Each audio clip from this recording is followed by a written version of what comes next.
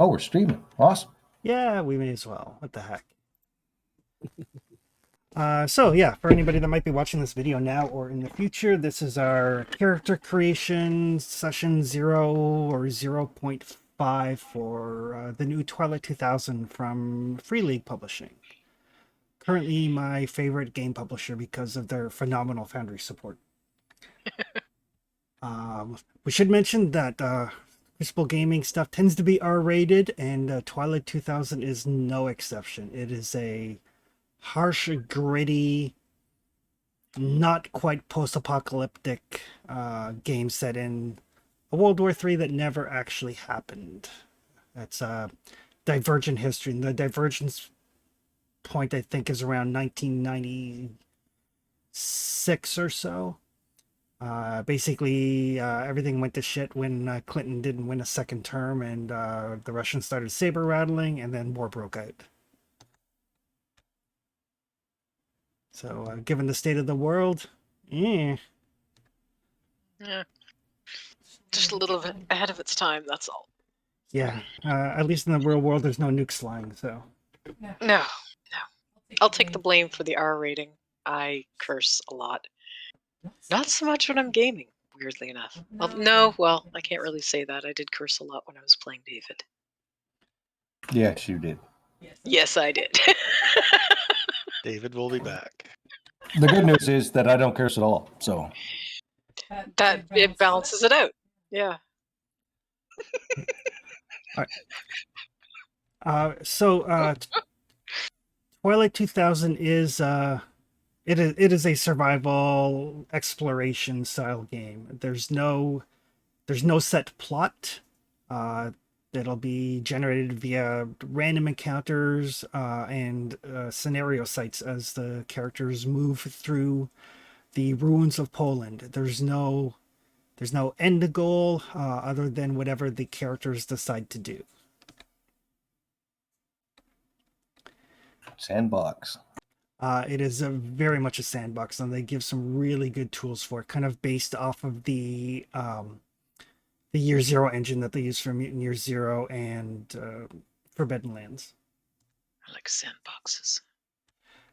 And it is a difficult game. There are going to be. It's not the sort of game where you've got a really big bonus and there's no possible way you can fail the roll. As they say on Mythbusters, failure is always an option.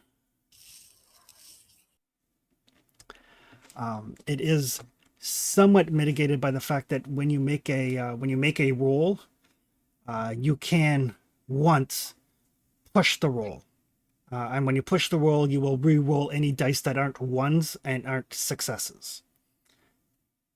The downside being pushing the roll will cause you damage, or cause you stress, or damage your gear. So it's always the decision as to how badly do you need to make this roll. The actual mechanics, though, are very simple, and the character sheets and everything are automated. It'll even track your ammo for your weapons and all of that sort of stuff. Yeah, Free League has really good Foundry support. Yeah, there's a really good community that develops all this stuff, and then Free League reached out to the people that were developing things for the community and said, hey, we would really like to make this official, and they've come to whatever arrangement they've come to. So there's I think there's official Foundry support for all 10 or so of Free League's games. Ooh, that's cool. And that's they're very and they price them affordably. Like when a new one drops, like Twilight 2000, when I checked earlier this week, was like 98 kroner. Works out to like $10 US. Cool. And then they have packages too, where you can get like the actual game and the Foundry, or the PDF and the Foundry, or whichever way you want to go. So it's really cool that way. And they also usually do Foundry support as Kickstarter rewards, which is how I got this ahead of time. All right, character generation. For character generation, we are going to use the life path system. So there's going to be some die rolling involved in in making your characters. Some choices to be made. It is not as damaging as Traveler can be, but it will give you skills and stuff that you may not have otherwise thought you were going to have, or skill specialties that you may need to work into your character. Interesting thing about this game, specialties, which are generally bonuses on your dice when you're doing a specific thing. They're tied to a skill, but you don't need to have the skill to have the specialty. So you could just be really, really good at finding spare parts for vehicles. You don't actually need the survival skill. It's better if you do, but you don't need to have the skill to have the specialty tied to it.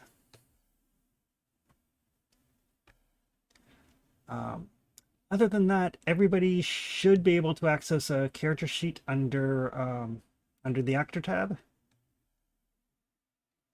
Yep. Yep. Okay. Perfect. So I'll just I'll open up one here. In Free League games, in Year Zero games, there are 4 stats. In this case, your stats are strength, agility, intelligence, and empathy. Unlike a lot of games, there's no real dump stat. Your strength and your agility will determine your hit capacity. Your intelligence and your empathy will determine your stress capacity. For each stat, there are 3 skills. And everything is rated from D to A, which will determine a die type that you'll roll.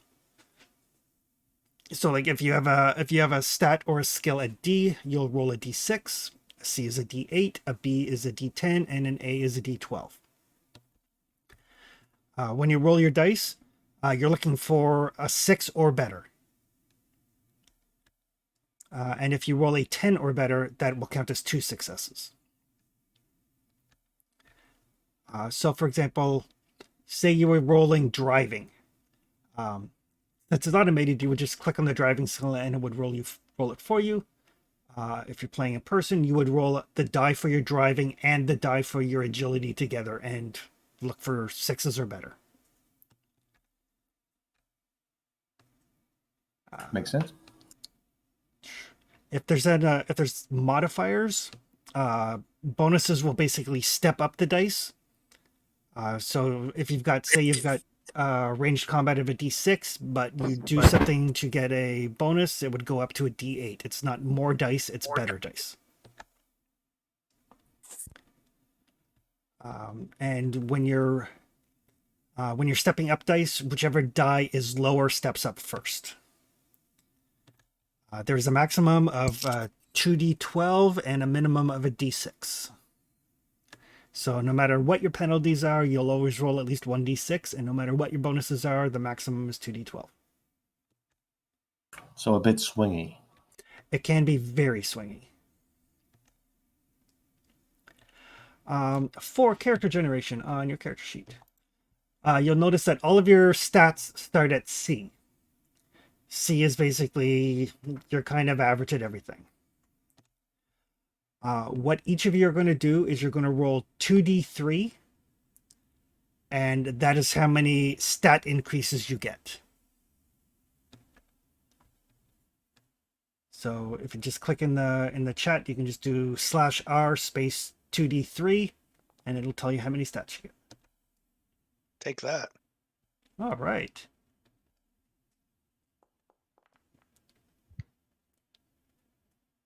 Wow.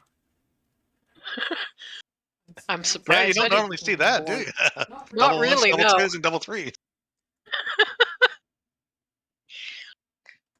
York will be the one that actually gets to roll his own dice. Yeah. All right. So that's how many skill bumps or stat bumps you get. You can get an additional one if you drop one of your stats down to a D. Okay, so when you say that's how many you get, What do you mean? What Uh, number are we okay. looking at? So, for example, Anita, you rolled 4. So you could raise each of your 4 stats up to a B, or you could raise like, 1 to an A. And Gotcha. then, Okay, yeah, I just wasn't sure how the adding up was happening there. yeah. Oh, so I got the Anita roll this time. Yeah, I was kind of surprised. When I saw the 2 1s rolling across my screen, I was like, oh, that fits. Here we go again. I was shocked. I was totally shocked when that wasn't my die roll. But in that case, I'm gonna go with, oh God, what am I gonna go with? Intelligence and empathy up to A's. That costs 4.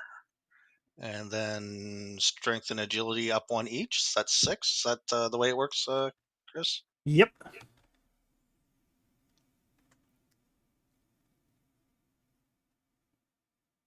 Tony could play the medic this time. Last time I Oh. played a medic, I got eaten by an alien. I'm the medic in Traveler. Oh, that's right too. You are. Really? Yeah. Yeah, I I should have mean, brought he you. crashed the ship into a volcano. I couldn't tell, but You can't fix that. no, that's true. Okay, I'm gonna go grunt. So strength and agility with my 2 measly points. Right. All right. The other thing that you should decide is your nationality. Whether you want to be like a U.S. Because it's important to note when the war was called, there was actually a draft. So whatever your character may have done in the past, you are no longer a civilian unless you are, if you're Polish, if you're a native of Poland, then when the war happens, you continue on in your civilian life. Everybody else will have at least some degree of military training. That's not to say that you have to be military the whole time. You could have been like a school teacher, so on and so forth. And then when he gets drafted, there are rules for like, you're drafted, this is what you get. Well, I can't do accents, so I'm gonna do U.S., I guess. So every country got pulled into this, didn't they? Well, it was like NATO versus the Soviets. Okay. So and at the point where we're going to pick up, the different units have basically scattered. So your group of people might be, somebody from the U.S. military, and somebody from Canada, and somebody from Australia or France or Poland or wherever. Yeah, I'm going Canadian. I think we're in Poland, right? So I'm going to go Poland. It said in the style sheet, if we had a good reason, we could be Soviet. Yeah, you can be. You'll have to figure out why you're hanging around with everybody else. And it's entirely possible. Like at this point, everything has broken down, and people are just trying to survive. Could have been a prisoner. Yeah, that could be interesting. Could just be a traitor or survivor, depending on how you're looking at it. I think the rules change once the nukes go. Yes. Yeah, I think so. Very true. I honestly don't know what I'm Never doing, find but out. we'll try that. Sorry, what was that? I'm not sure what I'm doing, but I'm gonna go with that. Okay. And that's something really important too, is like the war isn't something that happened in the past. Like all of you have seen mushroom clouds like on the horizon. The war started in 1997, I believe. So it's been a war that's been going on for 3 years. It's not some distant memory.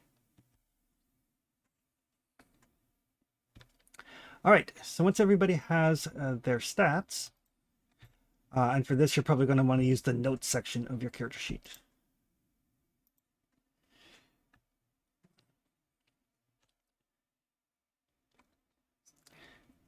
And I'm going to get everybody is going to roll a d6 to determine what kind of childhood they had.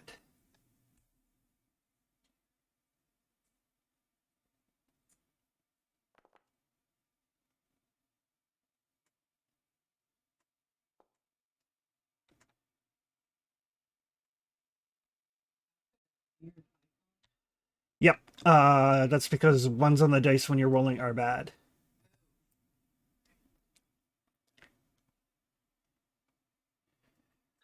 Anita's being Anita then.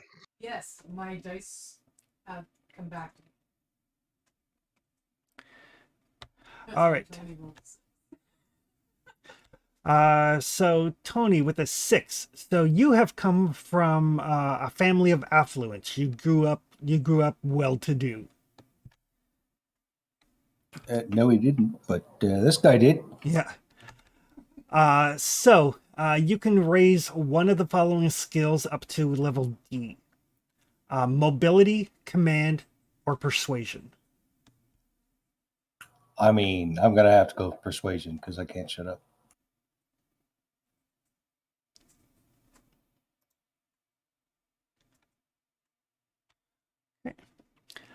Anita, you grew up as a street kid. So you can choose to raise close combat, mobility, or recon.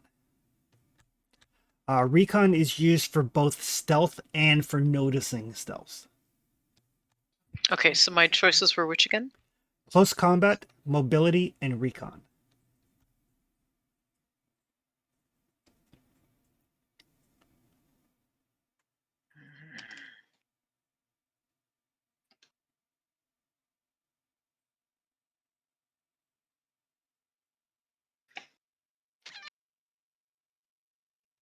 Mobility is anything movement related, so climbing, swimming, jumping, vaulting over cover so you don't get shot, that sort of thing. Gotcha. Um, Close combat, I take it as hand to hand, Yes. as opposed to okay. um, Yeah, I think I'm gonna have to. With that background, I think I'm gonna have to. Oh, damn it. Um.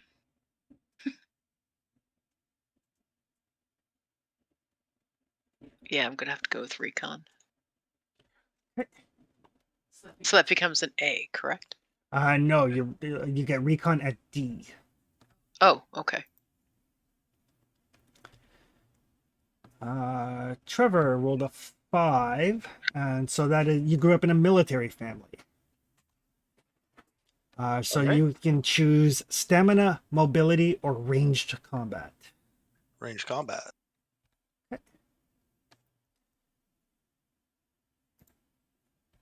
And Yorick rolled a I 3 bumped that up to a what? to a D. All right.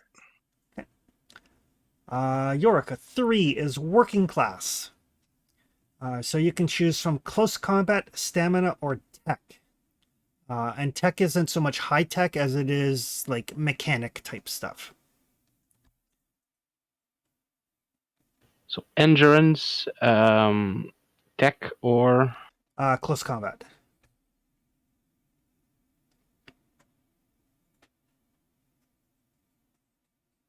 I think I'm gonna go with endurance.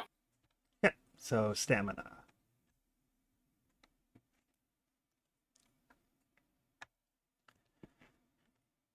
All right, and then each of you are going to roll a d6 for a specialty that you picked up as a kid.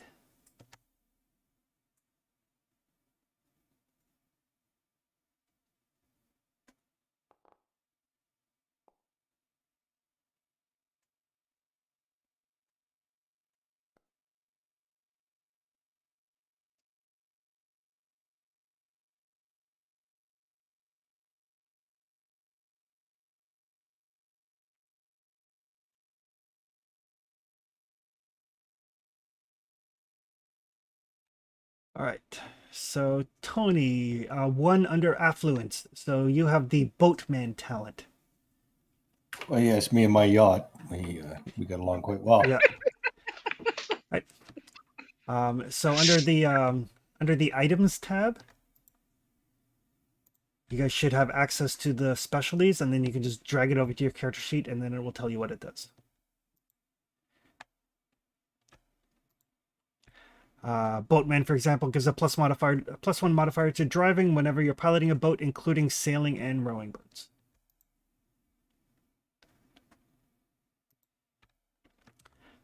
Trevor got a 1 under military family, which is brawler. All right. Which is a +1 modifier for unarmed close combat. So it doesn't apply if you're using like a knife or a bayonet or something, but your hands counts. +1 for unarmed combat. I don't see that anywhere. Yeah, that's for close combat. So just drag the brawler talent over to your character sheet. All right, will do. Anita got a 2 under street kid. You have melee. Do I need to be on a certain tab on my character sheet when I pull that over? I don't believe so. Nope, just on the main stat page. Just drag it over and it'll drop it under where it says specialty. Okay. There you go. Cool. And Yorick rolled a 4. Under working class is Scrounger.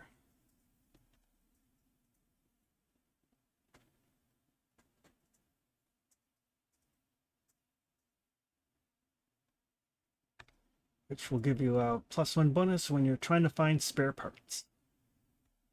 Nice. Yeah, but can you row a boat? Sadly, I can't.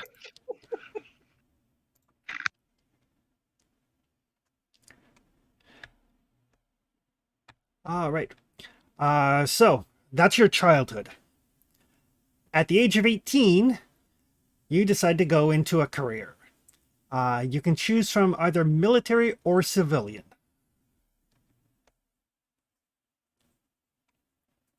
I will go military because I'm from a military family. I'm going civic because I'm rich. Sorry, we're doing what now? Choosing a career. Would you like to go into the military or would you like to be a civvy? I think I tried to turn my life around by joining the military. Such a bad idea. Look at where it goes. It's worked for some people. Well, I mean, I was going to end up here anyway. I'm gonna go civilian. Okay. All right. So we'll do the 2 military people first. All right. So in the military, if you have a strength or agility of B+, you can join combat arms. If you have an intelligence of B+, you can join combat support. And if you have sucky stats, you can join combat service. In order to do special operations or officer, you need to have completed additional terms. Special ops means 1 term in combat arms. Officer means 1 term in education, which is a civvy job. All right. Well, combat support, I think, that's what do you need for that one? That was one of the intelligence skills. Combat support is intelligence B+. All right, I'll take combat support. Okay. Do I put that under notes? On your character sheet, it should have a place for it. Where it says, you can put it in where it says branch.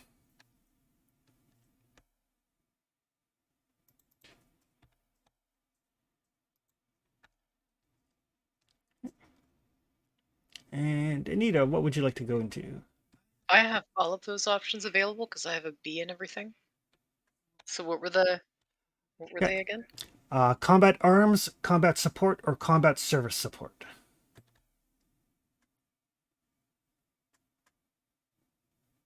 Combat support. Okay. So both of you, your starting rank is private. You can just put PFC. Private. Yep.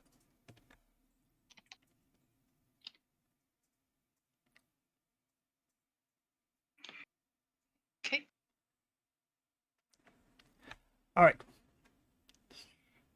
So you're going to get to either increase 2 skills by 1 step or 1 skill by 2.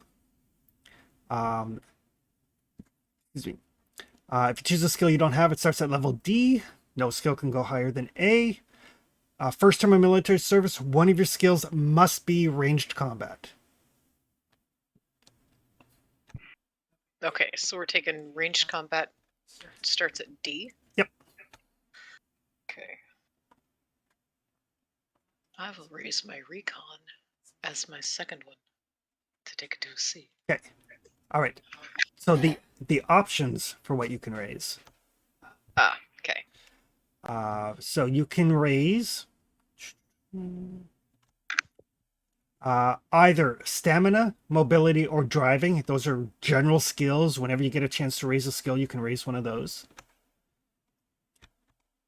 And then because you guys are combat support, your other options are recon, survival, and tech.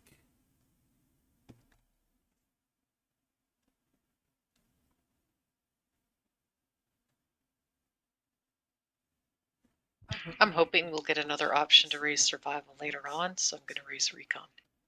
Okay. Good to have a scout. Yeah. Yeah, well, I figured as much. And a guy that can row the boat. Hey, there's a lot of water in Europe. That's right. I'm Yep. sure. I mean, it might not be Manitoba, but still plenty of water. What did you want to raise, Trevor? What are the options again? Sorry. Stamina, mobility, or driving, Driving. or recon, survival, or tech. Let's do tech. So that brings that to a D. Yep. If you don't already have it, it goes to a D. All right. D it is, tech. Yeah, and I think your ranged combat should be at a C. That moves up to C. Yep, your first Take it twice. because you took that as your Specialty, yeah. as your kid thing. So Okay, so range combat is C, tech is D. Any other changes? not yet. Okay. All right. Now each of you are going to roll one of the skills that you increased.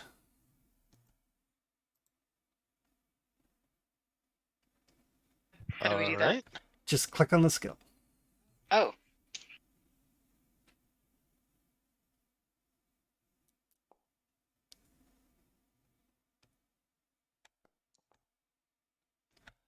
All right.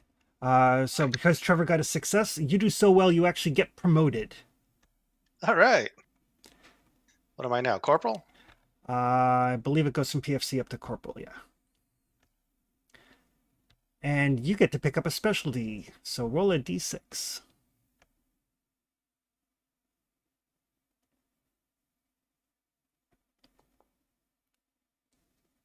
Oops, I didn't mean to do that.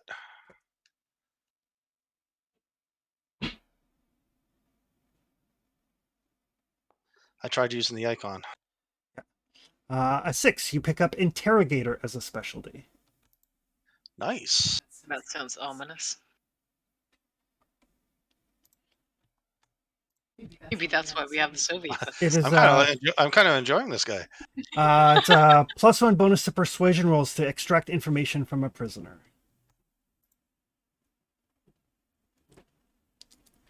All right. Okay, and then each of you rolls a d6 and ages your character that number of years.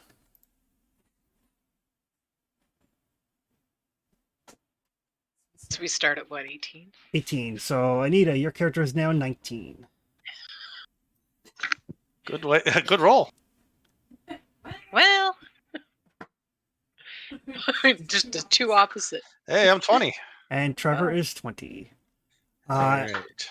And then normally at this point you would roll a d8, and if you rolled less than the number of terms, you would suffer some aging effects. And then another d8, and if you rolled less than, then the war breaks out. Since you can't roll less than 1, don't have to worry about it at this point in time. All right. And Try me, I could roll a 1 technically, right? You would have to roll less than a 1. All right. Well, let's leave it then. The way my dice have been loving me lately, I might be able to. I could cock the die. I'm pretty sure. All right, for our 2 civilians, there are 6 categories of civilian life. You can choose or you can roll randomly. Depends on how you want to do it. Oh, we got to roll. All right.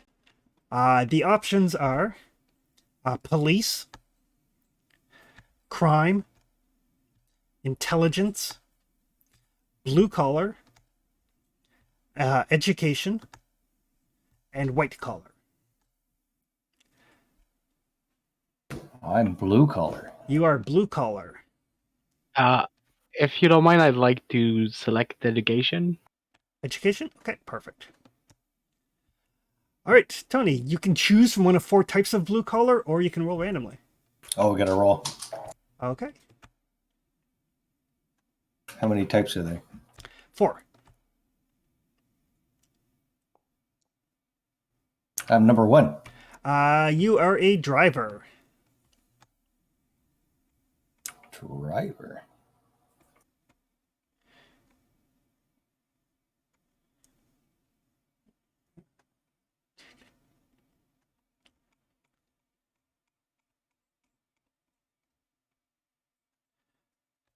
And for Yorick, for education, there are 2 options, liberal arts degree or sciences. I'll go with science. Okay, you have an intelligence of B or higher? Yes. Okay, perfect.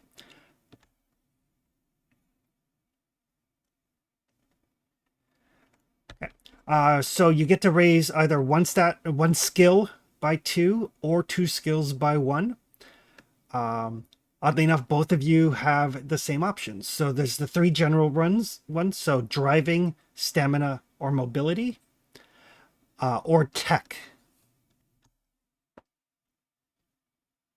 And we pick 1 or 2?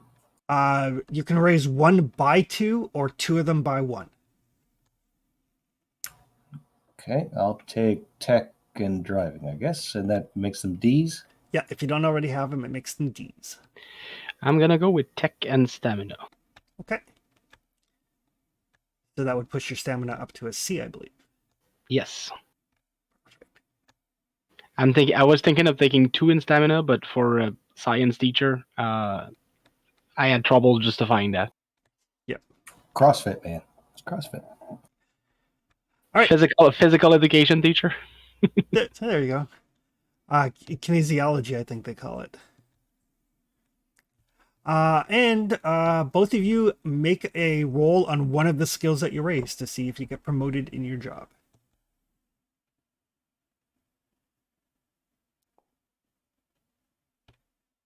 Ooh, that's a good roll. It's a really good roll. A couple of great rolls. So both of you actually get promoted, which means you each get a specialty. So each of you can roll a d6.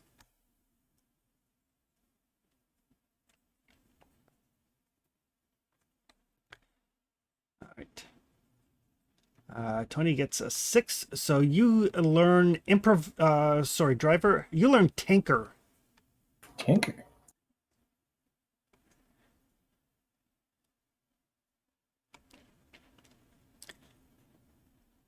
And Yorick, 4. Electrician.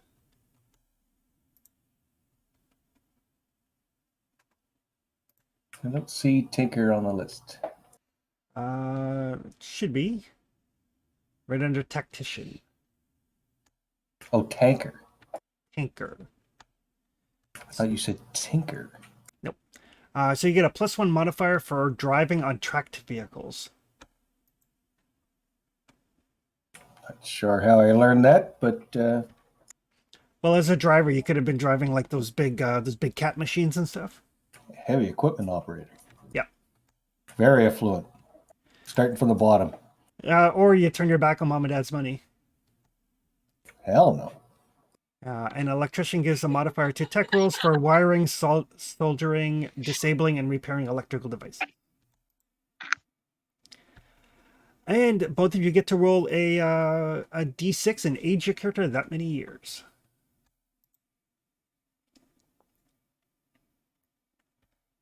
So Tony is now 20.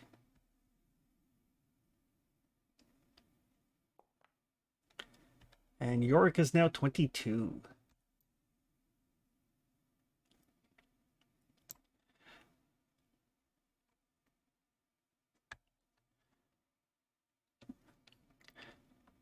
And go back to step 5.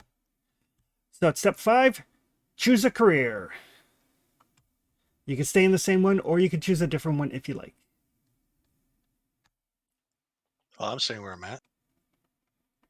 Yeah, I've got nowhere else to go.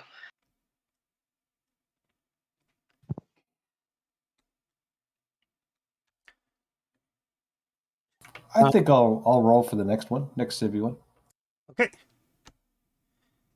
Just gonna drift from job to job. Yeah, try to find my place. He's got all this cash, so it's not like he's frantic to find a new job. Maybe I'm moving up in my parents' company, right? They used to be construction workers, so they made me drive the maybe. thing. You have to start at the bottom like your daddy did and pull yourself up by your own bootstrap. That's right. Guess I'm gonna branch into my military. You're gonna branch out into the military? Okay. So I should mention for Trevor and Anita, since you guys both got promoted in the military. I didn't. Oh no, you I'm didn't. still private. So Trevor, on your character sheet under the combat tab, Okay. the coolness under fire increases by 1. This guy's a badass. It certainly is. I never play badasses. All right. So again, for Anita and Trevor, you guys are both staying in combat support. Absolutely. Yep. All right. So again, you get to raise 2 of the skills: recon, survival, tech, mobility, driving, or stamina. Get to raise 1 by 2 or 2 by 1. I think I'll do 2 by 1. I'm going to raise recon again, though. And I probably should raise raised combat, so I'm not completely useless. Range combat isn't an option for you. Oh, sorry. What were my options again, then? Recon, survival, tech, mobility, driving, and stamina. Survival. I'm going to drop driving by 2. Okay. So that makes it a C, correct? Do you have driving already? No. Yep, brings it up to a C. And Yorick, since you're going into the military, which branch would you like to go? Combat arms, combat support, combat services, or if you have an intelligence of B and nothing at a D, you could go into officer. I wanted to go officer. All right. Would you like to be an officer? Which branch would you like to be an officer in? What are the branch again, please? Combat arms, combat support, combat service support. Those are your options. What is combat service support? It's like the general field techs, like medics and technicians.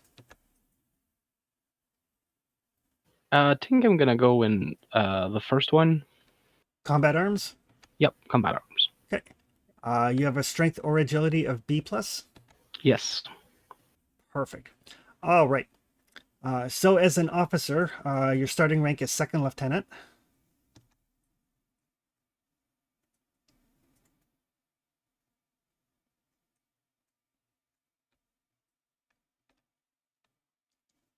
A Russian officer. Well, I had to be word capturing, so yeah. And then for your skills, you can choose from, and this is quite the list because officers have their officer list or their branch list. So you can choose Okay. which list that you're raising from. You have to take ranged combat if you don't already have it. So it get to D. Unless you want to raise it twice up to a C. Okay.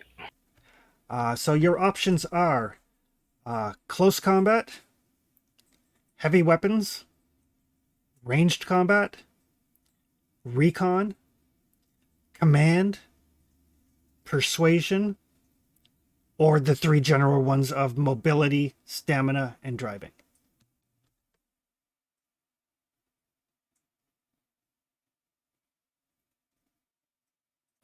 For now, I think I'm gonna go with stamina again. Okay.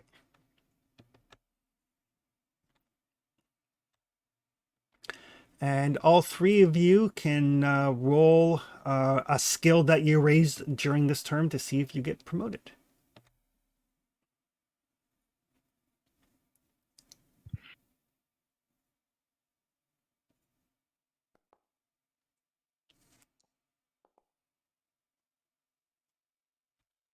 All right. All three of you got promoted. Yay! So am I a sergeant now? I believe so. There is if you can just keep track of how many promotions you get, there is an actual rank chart and we can look at. I'm pretty sure that makes you a sergeant. I'll just write third promotion for now. Yeah. Or second promotion. Second promotion. I'm a corporal now. I believe so. Where do we find the rank chart? I would have to find it. I'll find it while you keep going. All right. All right. So each of you gets to roll a d6 for a specialty.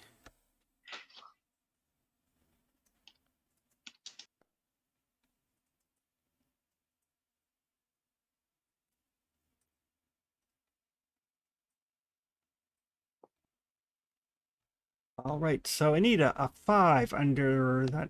Gives you psyops. Ooh. Okay. That sounds a little nasty. +1 bonus to persuasion when changing someone's mind about a particular issue. Cool. Yorick, you rolled a 6. So as an officer, you actually get to choose either quartermaster or combat engineer.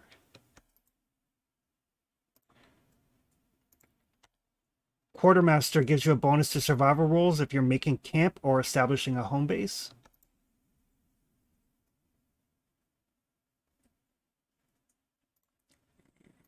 Combat engineer gives you a +1 modifier to tech for placing and disarming mines and explosive devices, and to recon rolls for avoiding mines. Quartermaster or combat engineer. Yep. And Trevor rolled a 2, which is linguist.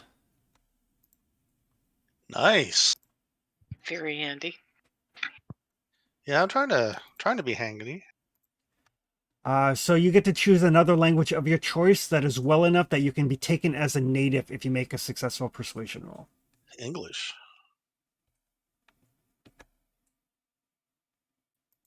I'm just going to edit that to say English on my sheet. Sure.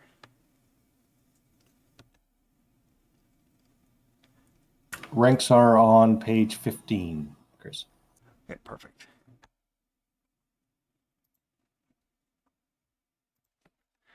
I figure I'm going to need to speak to these other people. Would make life easier, yeah. I pick a quartermaster.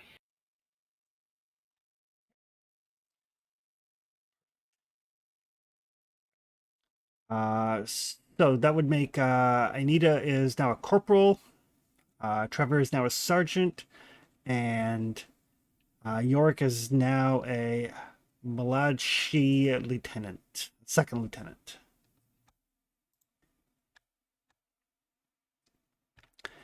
And each of you can roll a d6 to see how much older you are.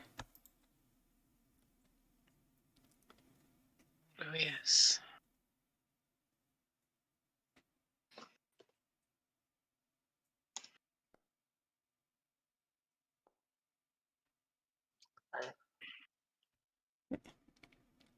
Oh, you're a good old.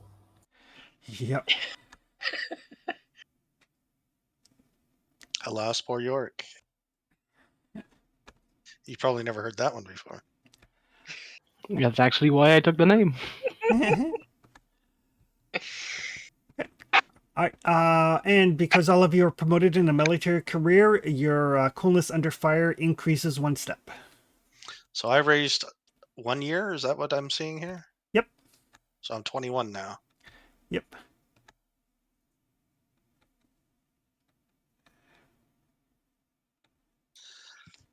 I'm a badass for a 21-year-old. Welcome to the military. Yeah, right. And then everybody rolls a d8. If you roll less than the number of terms you have completed, you reduce one attribute by 1. I'm rolling a D8. Yep. What's the goal? If you roll less than the number of terms, you have to I raise did an not. attribute. So what number of terms are we on now? This is your second. Oh, Right. so what happens I- when I roll the 2? Nothing. You're good. Okay. You're all good. And then the final step for this term is roll a d8 again. If you roll lower than the number of terms, war has broken out.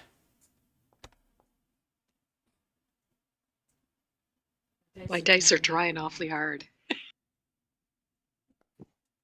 They're just flirting with you. They are. Okay. Just teasing. All right. So war has not yet broken out. Yay.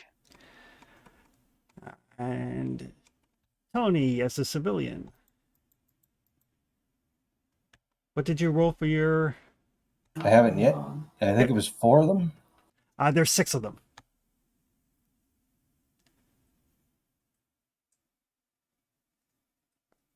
Random roll is 3. Intelligence, such as the CIA and the KGB. Oh, really? Do you have an intelligence of B or higher? No. Okay, so you cannot be an agent. Have you served 1 or more terms in the military? Nope. So you cannot join the paramilitary, so you will need to roll again because the intelligence department doesn't want you. I'm a heavy equipment operator. All right. However, apparently you did apply to the police academy and got in. Oh, well, that's a step. Do you have any attributes at D? No. All right, so you can be a police officer. Yay.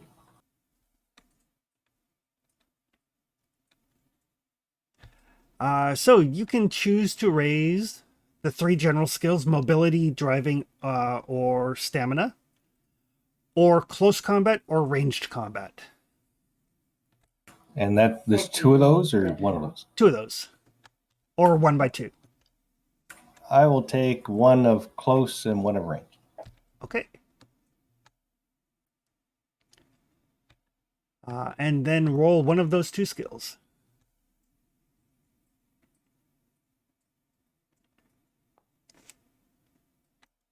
Okay. Nope. Nope, you do not get promoted as a police officer. Shitty cop. You are a shitty cop. So roll a d6 for your age. Character's name David. Right. Traffic cop. Oh, 4. That brings me to 24. Okay. And then a d8 for to see if any of your attributes drop. Nope. And then a d8 to see if war breaks out.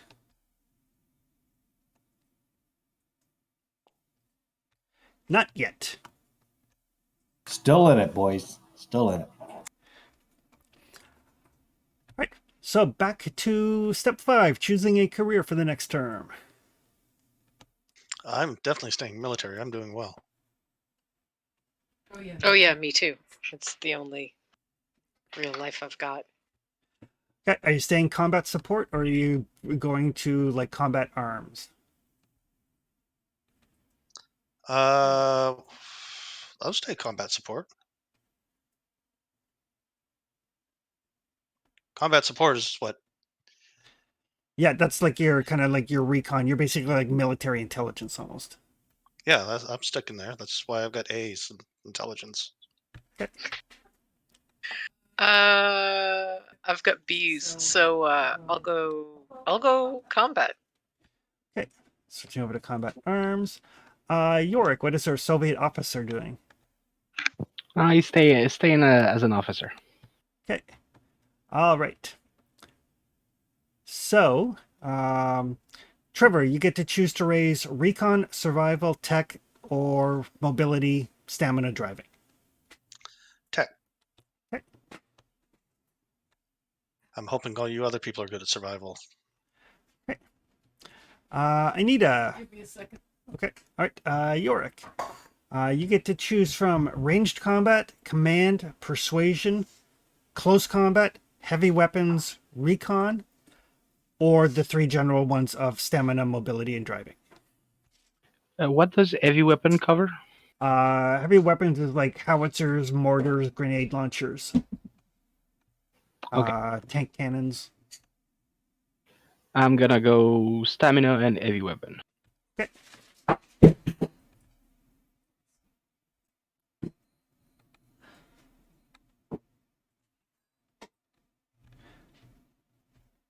Like Anita's just getting a drink there. Sorry about that.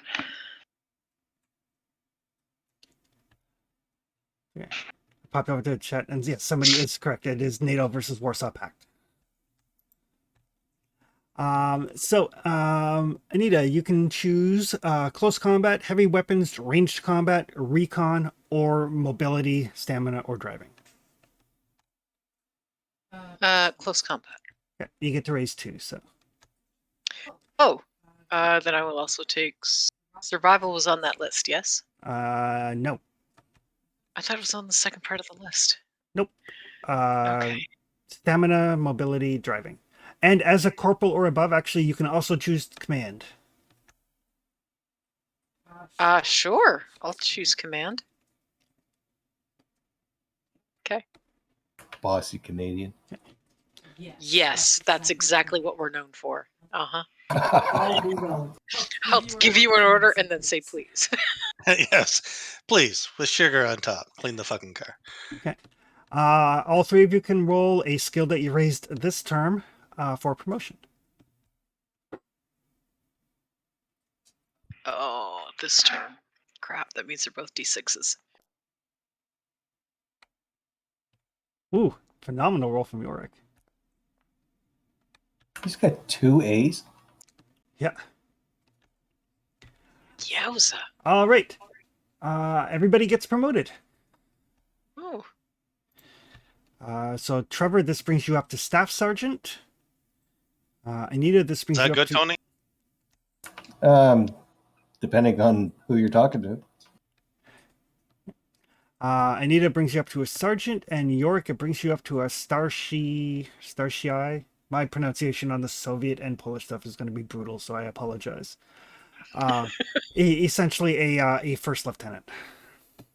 I started second lieutenant and got through 2 promotions so far. Oh, that's right. You did start as second lieutenant. You're a captain. Easier to write. Sir! But it does mean that each of you gets a specialty, so that's a D6 roll.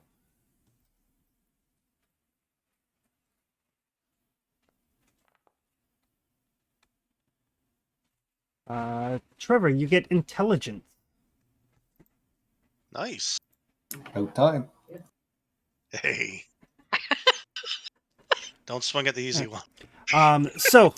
Intelligence, it's different than other specialties. It doesn't give you a bonus. What it does is if you make a recon roll to spot enemy troops or vehicles or weapons, If you succeed in the roll, I tell you their stats. Well, I better put some points in recon then next time around. Ooh, that is sweet. Yorick, 6. So quartermaster or combat engineer. So whichever one you didn't take last time. It's gonna be combat engineer. And Anita got a 4, so machine gunner.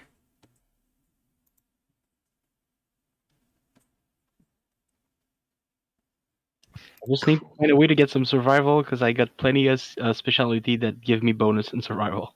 Ooh.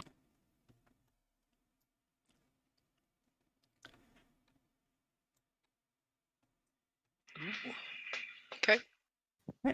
And each of you can roll for aging. What was that again? D8? D6.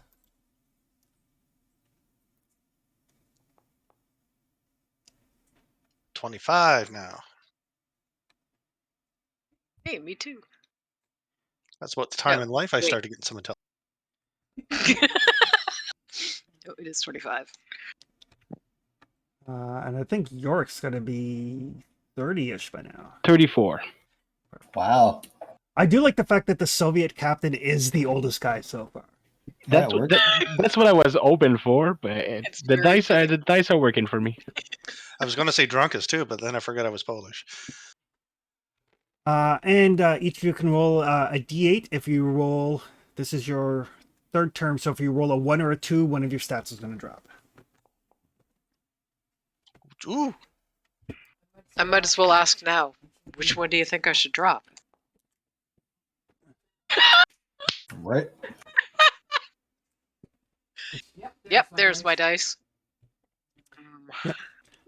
So yeah, so the rigors of combat arms is starting to catch up to you. One of your stats drops by 1. Is it the attribute or the skill? The attribute. Oh, ouch. I'm going to say empathy. I don't think she was terribly empathetic to begin with, but yeah.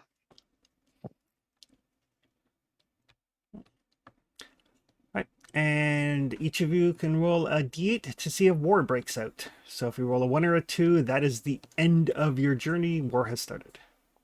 And we increase coolness under fire. Yes, if you got promoted, yes.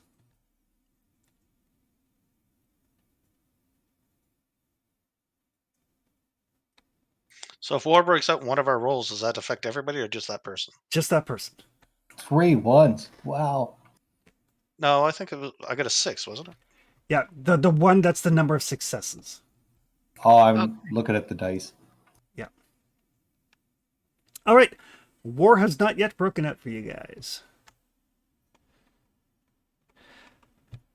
And our earnest police officer, you continuing to be a police officer? Nope.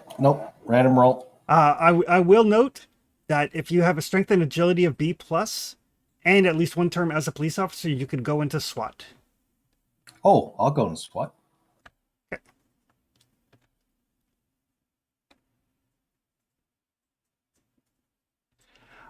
So the skills you get to choose from are close combat, ranged combat, recon, or driving, mobility, stamina.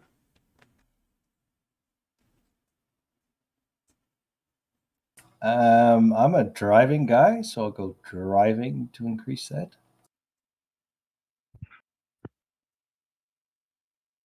And I guess should get some recon, right? It's always handy. Yeah, it's perception and stealth in this one. So It is. And just so folks are aware, if it comes to a group roll, like if everybody is doing a thing, if you're trying to be stealthy, whoever's got the lowest recon is the one that makes the roll. And if you're trying to spot an ambush or whatever, it's whoever has the highest recon makes the roll. All right, so that means I'm going to have to put some Yikes. stuff in recon now that I have a recon skill and I just learned that. All right, and then roll one of those 2 skills, see if you get promoted as a SWAT officer.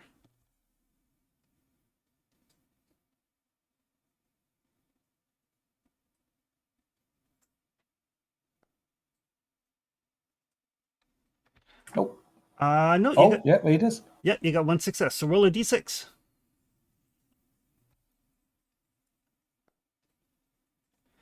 A 3. You pick up sniper. Ooh, that sounds good. Yeah, it does. That's useful. Sniper, you get a +1 modifier to ranged combat if firing sniper rifles or hunting rifles.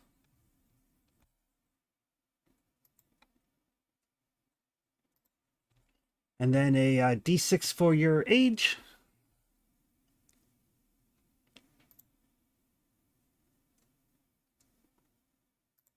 Brings me to 26.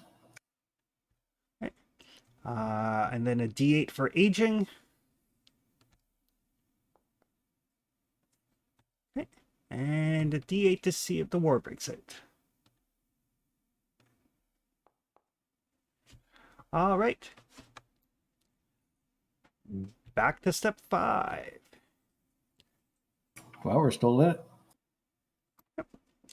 And it's one of those things because there's no mustering out like there is in Traveler. So bad rolls can really bone your stats before war breaks out.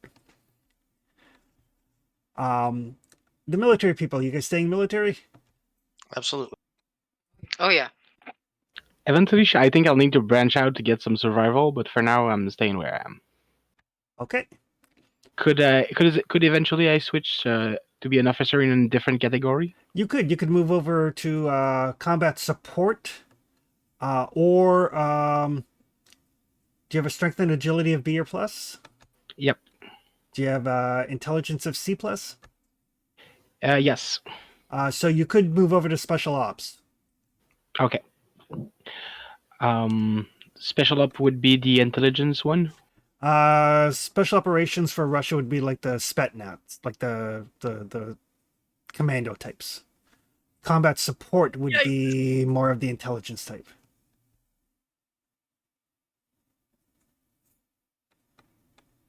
For now, I'm gonna stay where I am, but I'll consider it if I get another round. Okay. All right. Trevor, you're staying combat support? Absolutely. All right. So you can choose to raise recon, survival, tech, or the 3 general skills: mobility, stamina, driving. Recon. Okay.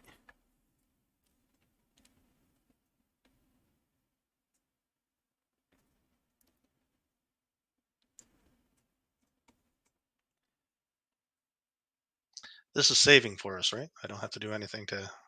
Correct. Yep. Character sheets autosave. And Anita, you're staying in combat arms. Yep. So you can choose from close combat, heavy weapons, ranged combat, or recon, Heavy weapons. or the 3 general ones. Since I've got machine gunner, heavy weapons I should probably add to. It's sorry, it's 1, right? It's 2 skills by 1 step, or 1 step by 2, or 1 skill by 2. Okay. I may need to go through my character sheet with you later then to make sure that I did.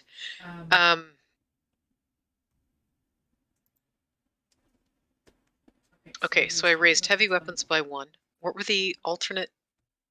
Close combat, ranged combat, recon, mobility, stamina, and driving.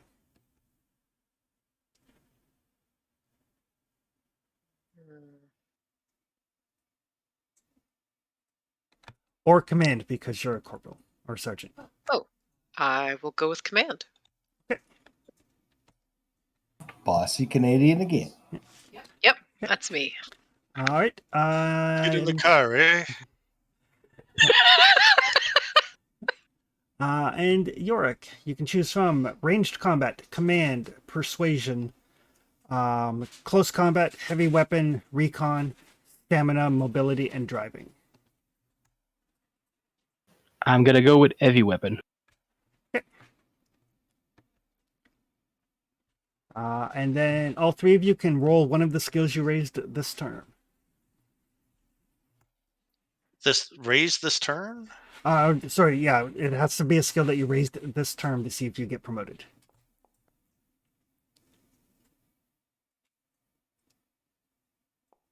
I only raised 1, right? Yep. So that's the one that you have to raise. Okay. Anita got promoted. Yay! I'm a what now? You are now a staff sergeant. And roll a d6 for your specialty. A sec.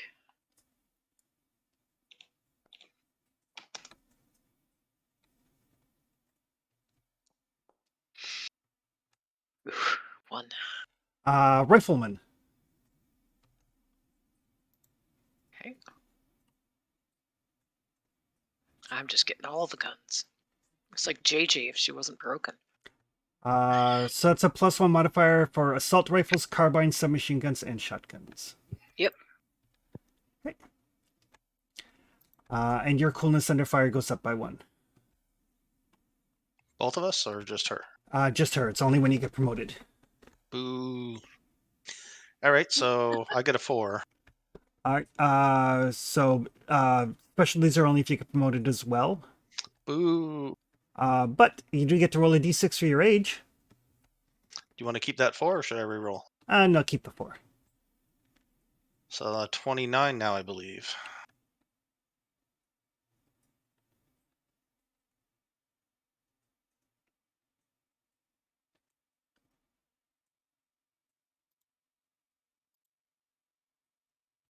I think that pushes our captain up to 36. Oh, Yep. sorry for rolling age. 1d6. Okay, 29. And then a d8 for aging effects. So on a 1, 2, or 3, one of your stats will drop.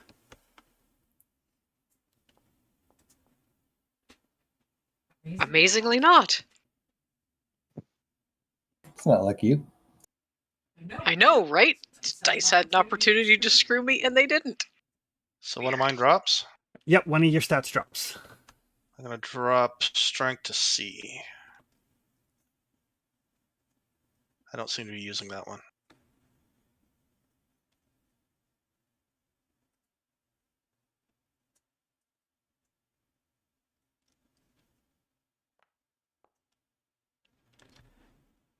All right. Captain is still in the prime of his life. All right. And then a d8 to see if war has broken out. So on a 1, 2, or 3, your time in the military comes to a sudden change. Cool. Gives me more time to get Oddly enough, still in there. Sorry, computer crashed. I'm gonna be back in a sec. Okay. All right. We will move on to Tony in the meantime. Did my roll of the 8 appeared, or did I crash before it got to Looks like you. No. That was your Is he a aging roll. 1d8 that rolled a 5? Yeah. Yeah, that was your aging roll. you? Yeah, I'll yeah. roll this so I'm back. No problem. In the meantime, Tony, Gotta stay in special forces. staying with SWAT SWAT. guy. Yeah, oh yeah, SWAT guy.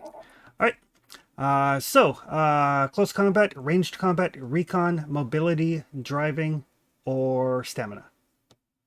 I'm gonna do a range combat. And then I'm thinking that mobility would be good.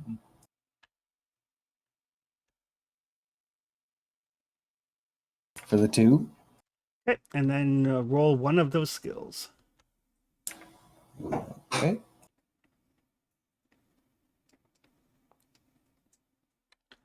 All right, so you do get promoted. So a d6 for a specialty. Martial artist. No. Well, okay. Pick up an MMA hobby? Basically, it means your unarmed close combat have a crit threshold of 3 instead of 4. The crit threshold is if you do that much or more damage after armor and everything, you roll on the critical hit table. I have no idea what this guy's turned out to be, but I like it. And then you can roll for age, Which was 6. d6. Ooh, brings me to 30. And then a d8 for aging effects. A 1. And then a d8 for the war.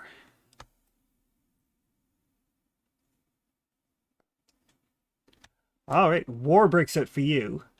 Oh no!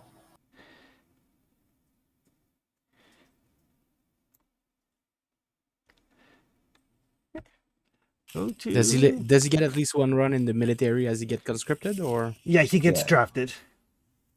So in the meantime, York will roll for your to see if your war happens, or you're not quite back in Foundry yet. No, it's Discord is booting back up, and I'm gonna get into Foundry just in a sec. Okay.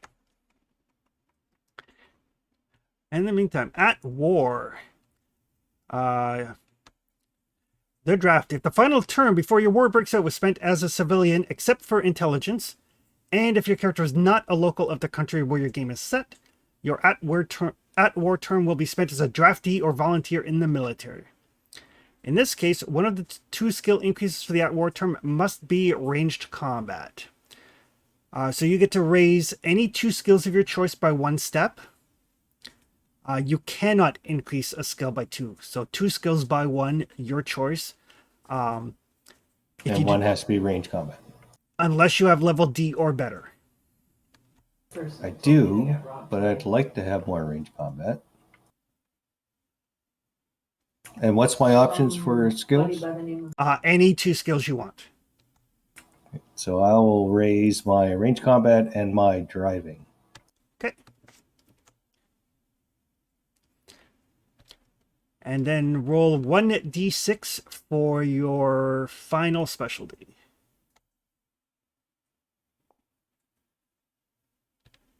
Sorry, a d6, not a d8. There we go. Hunter. The D8 was me to check if my war started. Oh, I'm back. And your war did start. I rolled a 7. Oh, 7, you so rolled my a 7. Sorry, Yep. I did the same thing Tony did. I looked at the 1.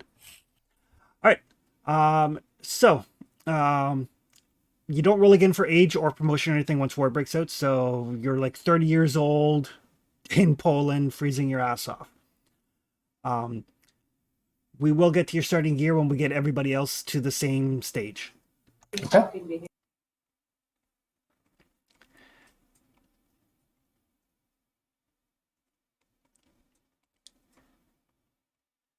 So now I apparently just have military folks. Yep. All right. Anita, do you want to stay combat arms? Sure. Or do you want to move to special ops?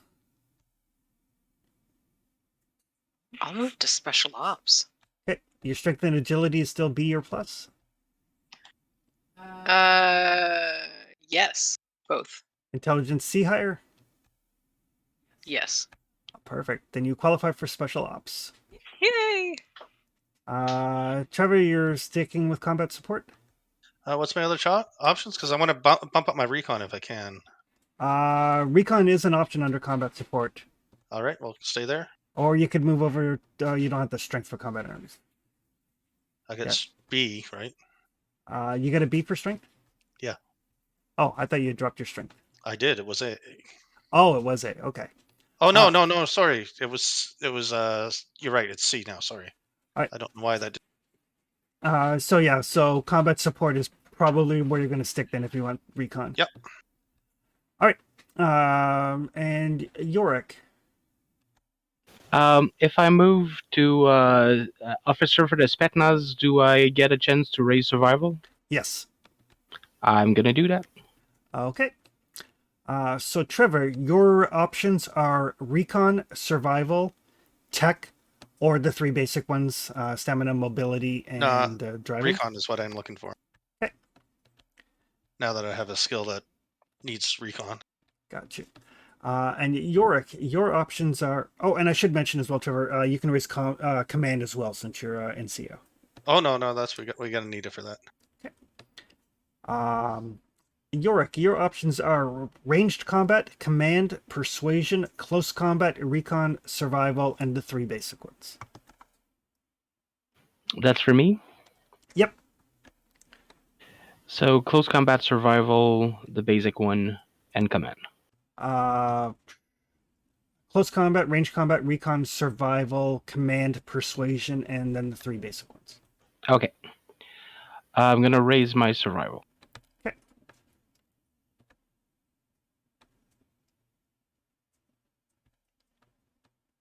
Okay.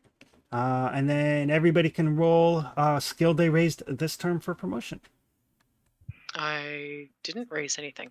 Oh, you can choose from close You combat. asked me if I wanted to stay in combat arms, and I said nope. I'm going to switch to special ops, and that was Yeah. it. All right. So you can choose from close combat, ranged combat, recon, survival, or any of the 3 basic ones.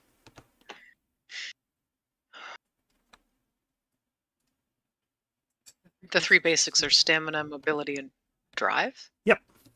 Okay.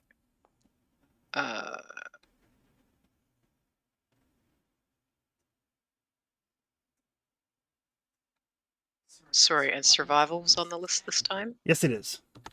I will take survival. Okay. And then I'm rolling a D what? Oh, Yep, one of the skills that you something I raised. I need to raise 2, right? Yes. I know that I've fouled that up at some point. Because I always forget. And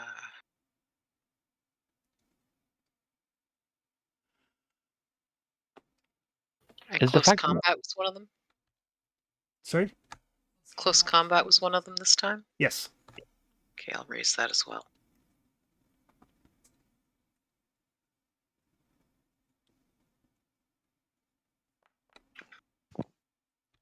Right. And you and Trevor both get promoted. All right. So both of you, your coolness under fire goes up by 1.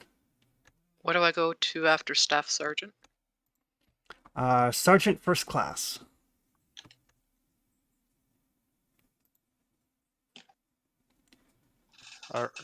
All right. That's me too. Yep. And both of you get to roll a d6 for a specialty. What do you do after you've got a coolness under fire of A? It doesn't go up anymore. Okay. Trevor, you pick up PsyOps. PsyOps.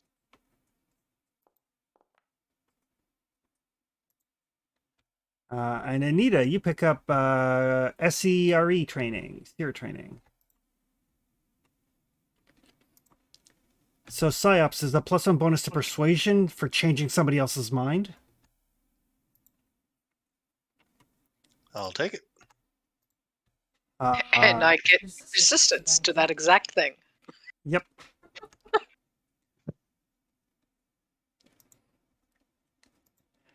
And all 3 of you can roll for age. So d6 for age.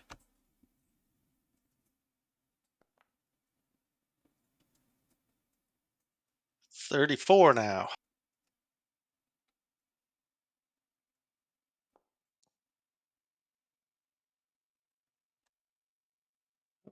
Catching up to the captain in years. Okay. Each of you can roll a d8 for aging. Oh yes, the effects, right. And I believe this is your 5th term, so on a 1 to 4.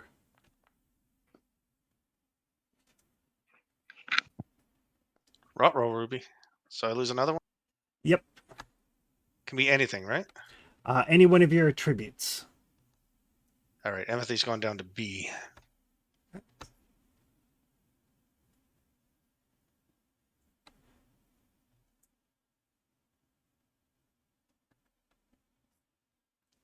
And you can also all roll to see if war breaks out. Again, on a 4 or less on a d8.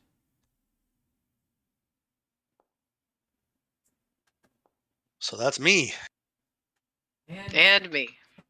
So age is 34. Where do I stick that?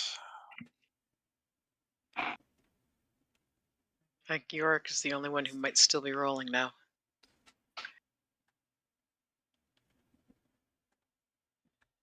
All right, so war has broken out for everybody. I was wondering, does the promotion I got as a civilian affect my rank in the military? It does not. Okay, good. All right, so once World War III breaks out, everyone's trying just to stay safe, do what they can for themselves, their teammates, families, and co-workers. So the final at-war term, you may increase any 2 skills of your choice by 1 step each. Any 2, eh? Any 2 skills? Any 2. I think we did yours already, Tony. Because you took ranged combat and something else. Oh, okay. Yep. Yep. So the rest of you, any 2 skills you want. I'll take recon and... Do we have a medic yet? I don't think anybody has Nope. medical aid. Not a bit. Nope. Okay, I'm taking medical aid twice, if that's okay. You can't. You have to take 2 separate skills. I can raise one of my other ones, though, right? Yes. Okay, recon's a B and medical aid is a D. I raised my survival and my heavy weapons.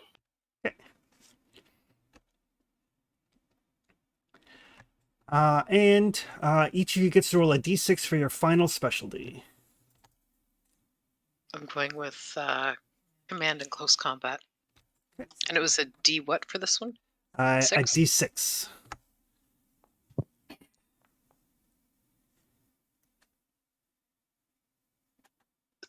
D6 for what? What are we doing here? Your final specialty.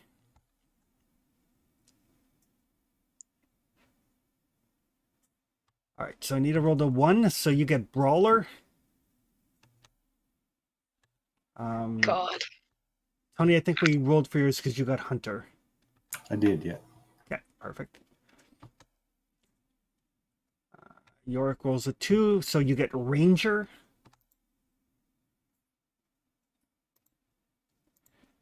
Which is a +1 modifier to stamina, to march, resist hypothermia, and other hardships. That's perfect. Okay. It really is. And Trevor rolled a 6. You get improvised munitions. Oh, that's nice.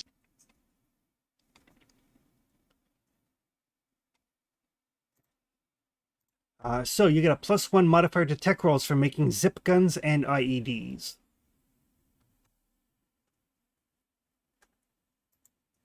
Brawler, interrogator, linguist, psyops, and improvised munitions. Not bad. Useful guy. Recon of B.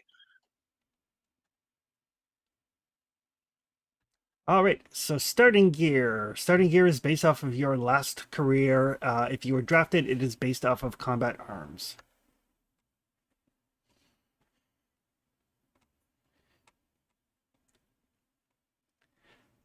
I was drafted. You were drafted. You start with an assault rifle, a light machine gun, or anti-tank rocket launcher. Assault rifle? Okay. And you should be able to grab them under the items. Yeah, I see him there. Perfect. So in this case, it would be probably the M16. Likely, yeah. You have a D6 reloads. D6 reloads.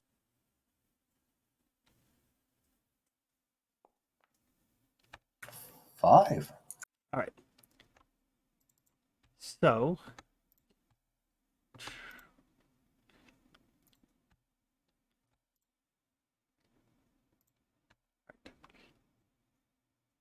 So I'll show you something very quick here.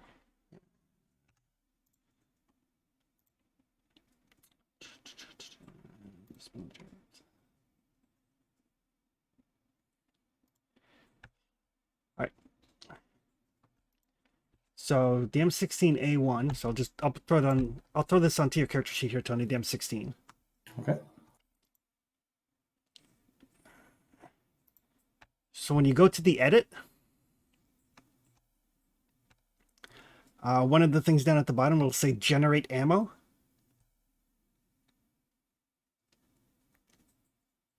And if you click that, it'll generate a clip for that weapon. So if you click it 5 times, it will throw on the 5 clips that you have for the weapon.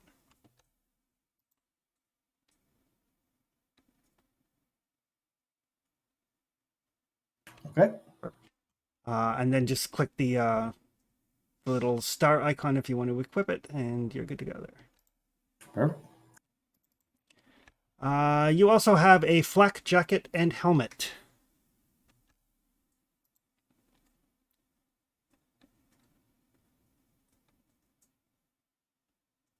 Okay. Your choice of a knife or 1d6 hand grenades. I do have close combat. It's not very good. What do you throw a grenade with? Mobility. Okay, both of them are not good. I will take a knife. Okay.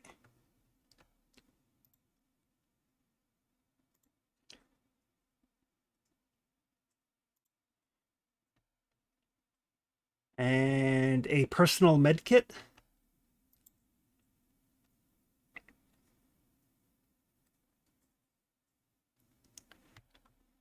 Right. And a backpack. Ooh, backpack.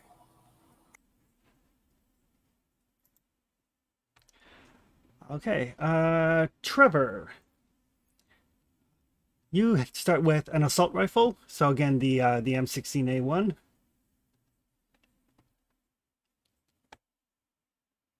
Okay. And you guys should have access to all of this stuff under the item tab. Yeah, I'm just writing it down, then I'll add it all Perfect. together. 1d6 reloads.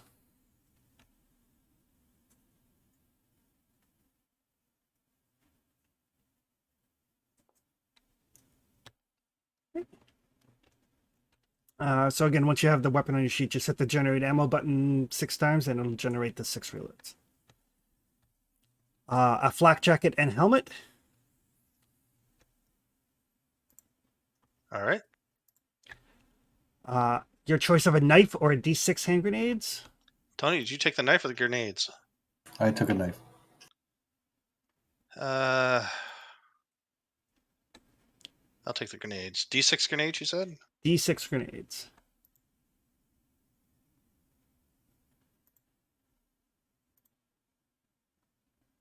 Okay. Personal med kit.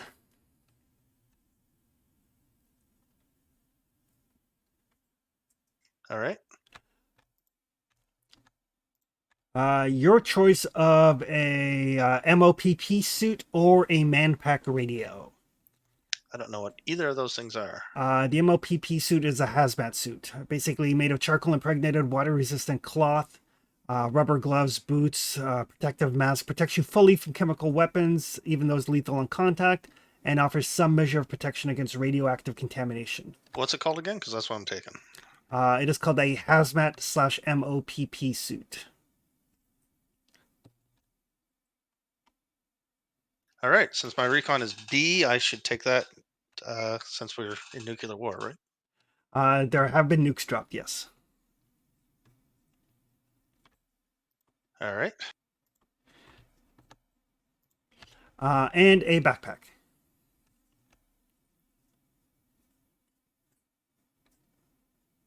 All right. So I'll add that to my stuff. Okay. All right. So I'm going to do the special ops pack. So I take it these grenades are just frag grenades? they're frag grenades, yeah.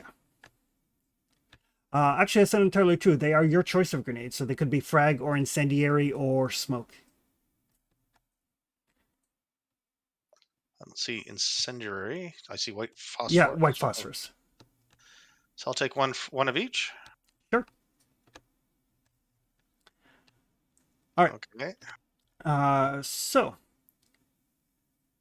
For the special ops people, so this will be for Anita and Yorick, and then there will be additional stuff for Yorick as an officer.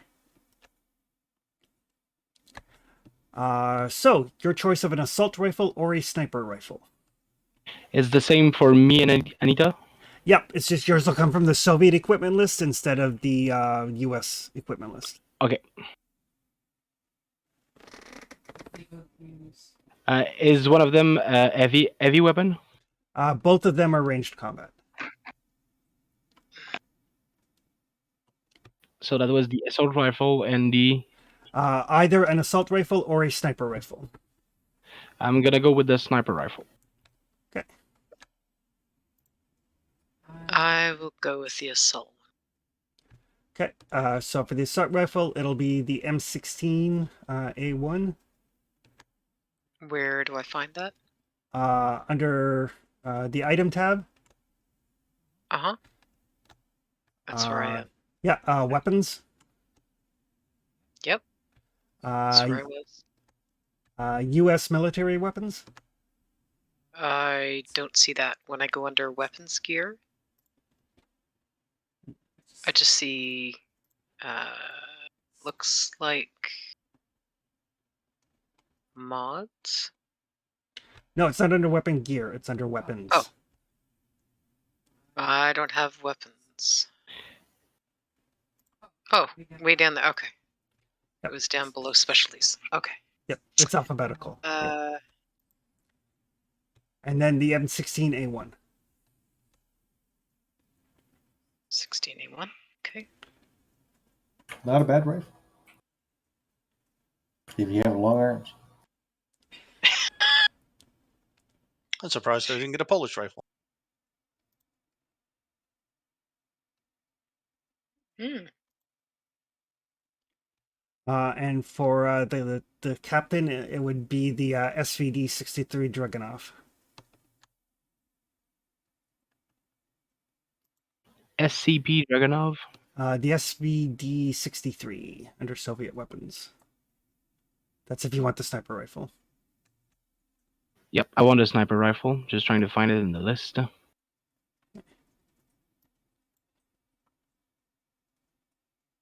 Okay, how do you write that? So I'm just gonna search it. Here, I'll drop it onto your card sheet for you. Thanks. No, I just found it. Good. Okay. All right. Your choice of a pistol, a D6 hand grenades, or a rifle-mounted grenade launcher. What does the rifle-mounted grenade launcher use? Is it still ranged combat? Heavy weapons. Yep, I'm gonna go with that. And the pistol uses which? Ranged combat. Okay. I will take the pistol. Okay. So the pistol for you would be the M1911A1. Okay.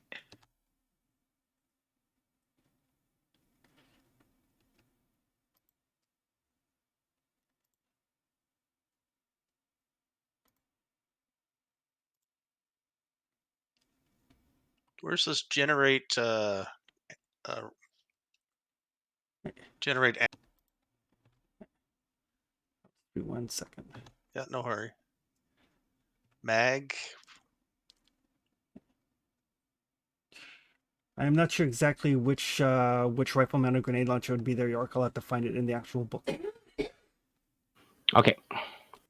You have 1d6 reloads for each weapon. Right.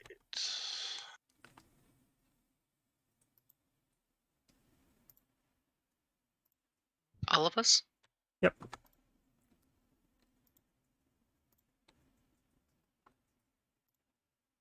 I already rolled mine, right? Yeah, this is for Anita and York. I'm going through the special forces stuff. Okay, so the M16. 5. Okay. 5 magazines. 5 magazines. Okay.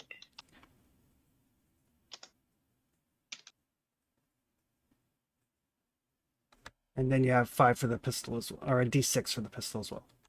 I was going to say I haven't rolled the pistol. 3 for the pistol. Okay. And then York, you would have a D6 for the sniper rifle, and then a D6 for the grenade launcher. That's the sniper. Okay.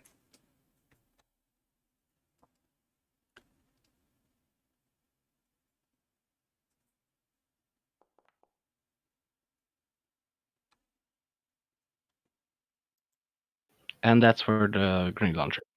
Yeah, perfect.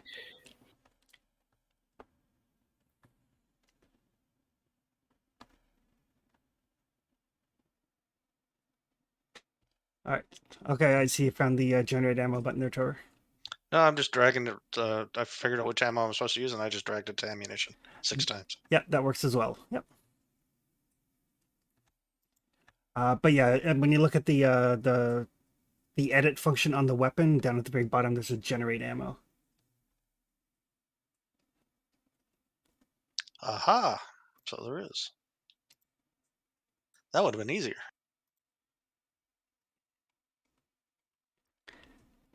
Sorry, where did you find the generate ammo? There's an edit icon by the weapon, and then the very Okay. bottom.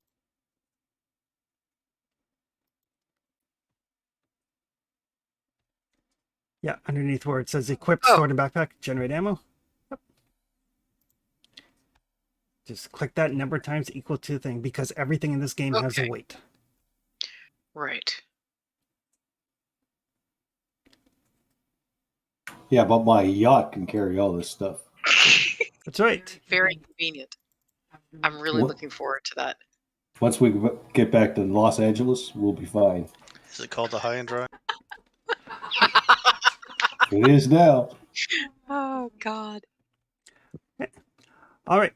And Yorick and Anita, each of you has a choice of binoculars or night vision goggles.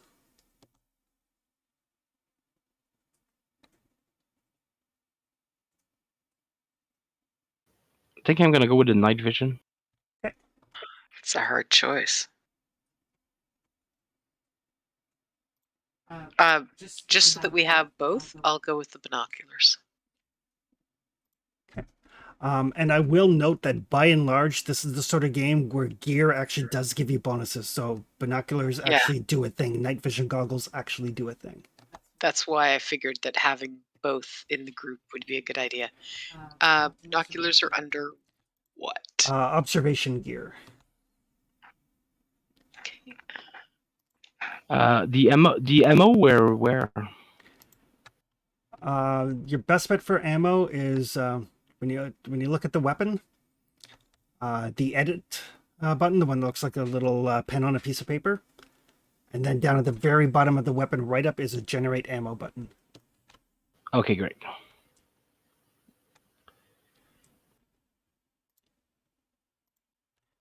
So yeah, binoculars actually give you a +2 bonus to recon, but only if you're actively looking for something. Cool. And how do I change the? Okay. Sorry, found it. I wish I had binoculars. Conveniently. Yeah, Yorick and Anita, each of you has a flak jacket and helmet. Ooh. Like that. Which helmet? There's a few varieties there. The steel helmet. I just took the Polish one. Yep. Yorick Makes would have the sense. Soviet one.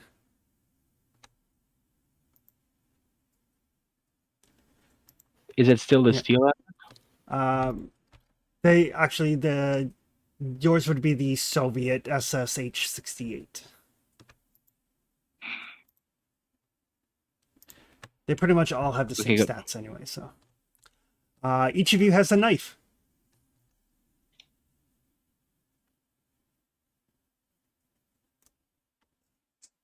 Which is under. Melee weapons. Where's the. Under weapons. Yeah, There we go. perfect. Each of you has a personal med kit.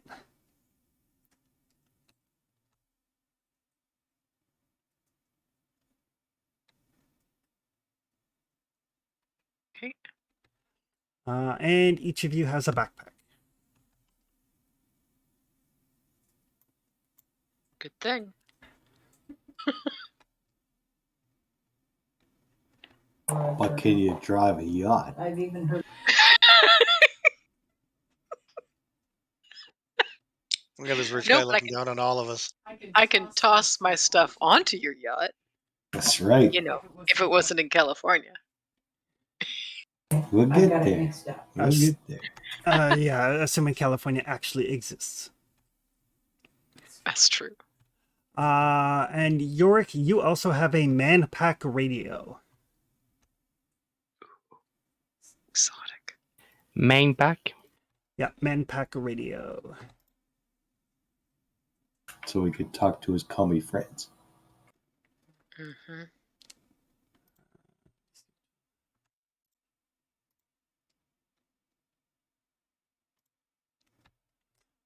So probably actually the Soviet R-105M radio, which is a single-channel FM man-pack radio system. Actually uses vacuum tubes and transmitters. Has a range of 8 kilometers. So it's not a good radio, but it's one that you've managed to grab.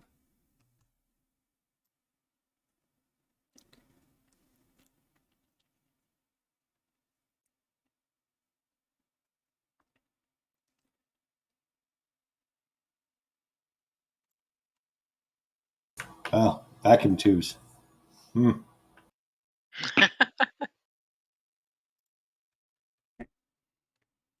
All right. Each of you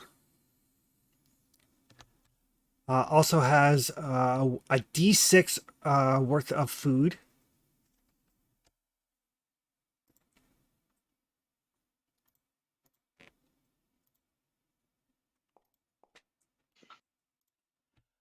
And these would be listed as field rations.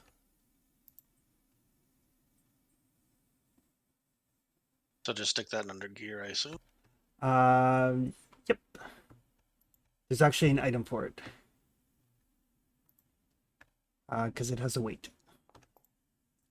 Yeah, I'm getting pretty heavy here. Yep. Yeah. Oh, I don't have that trouble.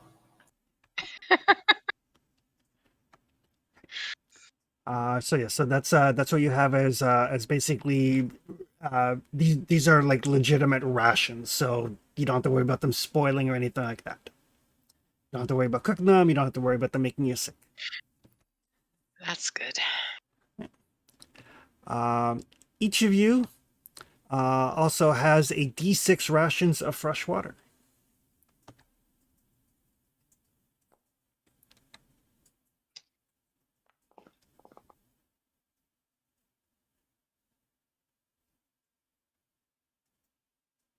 Clean water. Yep. And obviously containers in which to put it. Yes. Kind of hope so.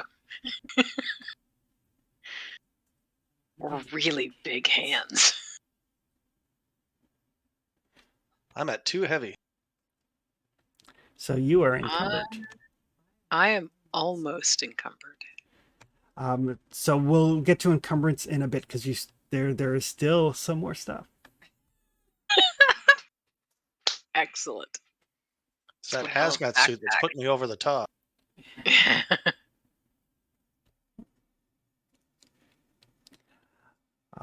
You also each have a D6 rounds of loose ammo that is basically currency.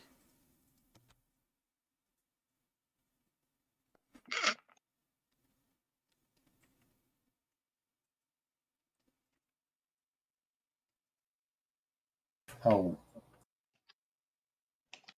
See, you are wealthy. Yeah, yeah. So sorry, is that where do we find that? That you can just put under your notes. In this game, basically, because the world economy has collapsed, Right. it's all barter based, and the general unit of barter is small arms ammunition. And it's just that many rounds? Yep. Ouch.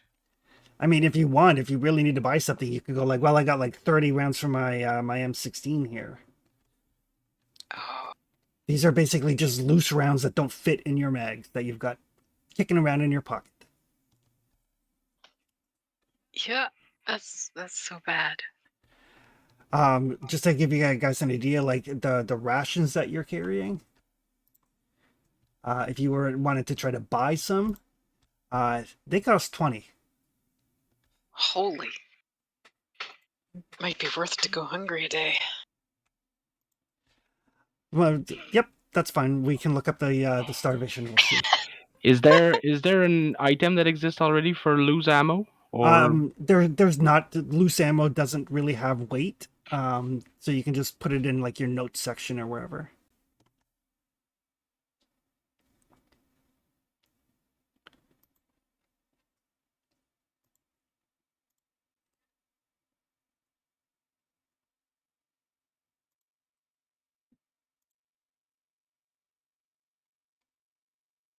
I'm still £1.25 pound under.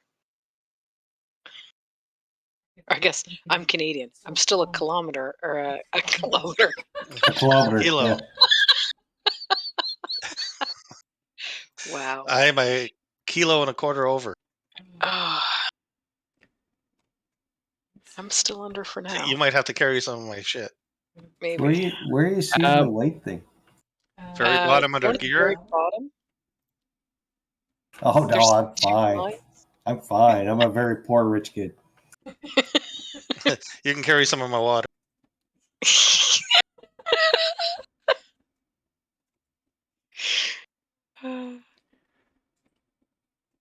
Just don't let him carry your armor or your weapons. Okay. In addition, you get to choose a number of things as group equipment equal to the number of characters. Oh boy. So, you can have another backpack. You can have a bow along with a D6 arrows. Arrows are recoverable. You can have a pistol or a shotgun, a sniper or a hunting rifle, a light machine gun or a general purpose machine gun, a grenade launcher or anti-tank rocket launcher, an extra D6 magazines for any weapon, 2 ammo belts for any machine gun, a D6 reloads for any grenade or rocket launcher, a D6 hand grenades of any type,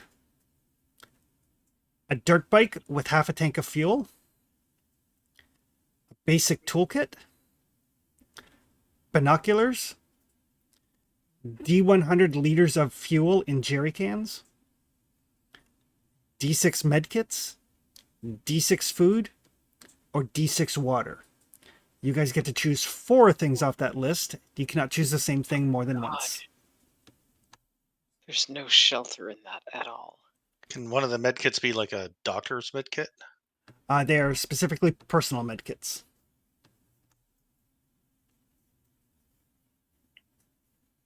I think we should take the bow. I mean, it's one per, so we can all choose one, right? Yeah, I'm thinking.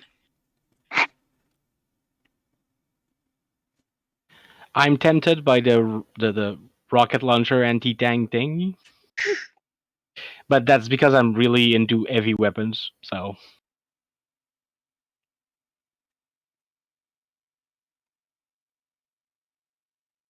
How's everybody's tech under intelligence? I haven't taken it at all. I have some of it. Not good, but I have Zero some of it. tech, 0 drive. So I got an A intelligence and a C tech. Does that mean I roll a D12 and a D8? And Yes. All right, so I'm going to take the basic toolkit. Okay.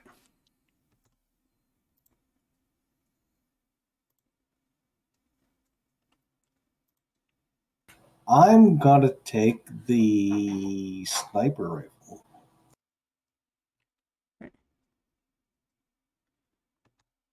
I am at 2 heavy, so I'm going to have to give somebody some of my stuff.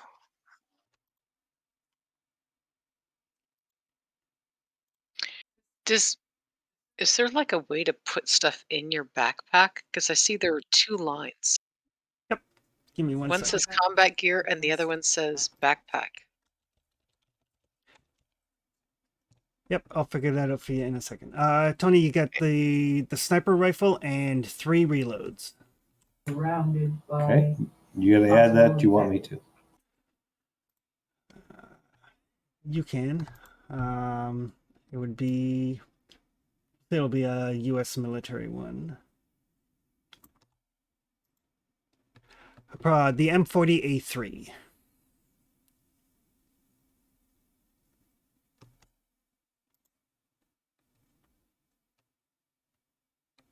Okay.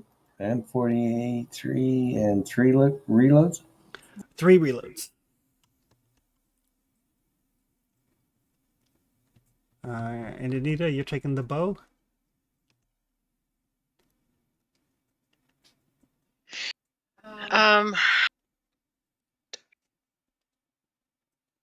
It's either the bow or the dirt bike. I will note there is an option if you guys want to start with the vehicle. There is an option. You'll have to decide because it makes you a target. It kind of limits where you can go, and you need to worry about fuel and stuff. But it does carry more shit.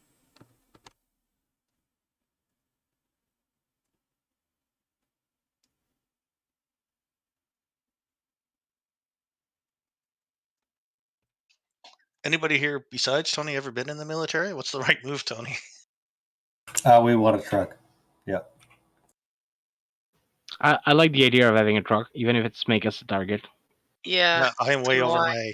I'm way over my what I can lift here. So I know every Does it take just one of our item choice? No, it's separate from group gear. For group gear, did you have any things you think we should take? Otherwise, I might be interested in taking just the anti-tank rocket launcher. Fuel for the Jeep Assuming you have a Jeep. or fuel for whatever we get. Yeah, one of the options is D100 liters of fuel in jerry cans. Just so you're aware, in this feature, because the like a year and a half or so into the war, the supply lines broke down. Because tactical nuclear strikes. So most vehicles have been converted to run off of alcohol. So they are not very fuel efficient. But you can build a still and make alcohol if you want to take the time to do so. And your vehicle will start with half a tank.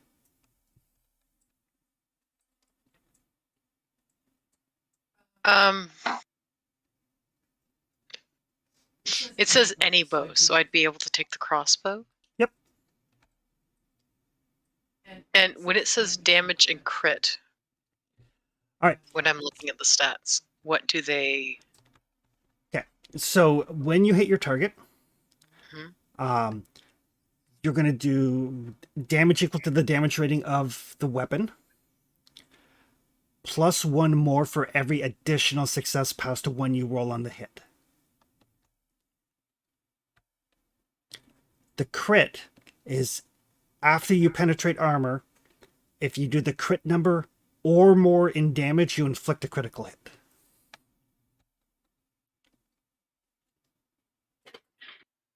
And there are weapons in here whose base damage is higher than their crit threshold. So, well, for example, since I see Tony's got the Bradley Chase, the sniper rifle, the M4003. So rate of fire is 1, so he can choose to use 1 ammo die with it. The base damage of it is 3. The crit threshold is 3. The armor modifier is 0. So like your flak vest, for example, give you an armor of 1.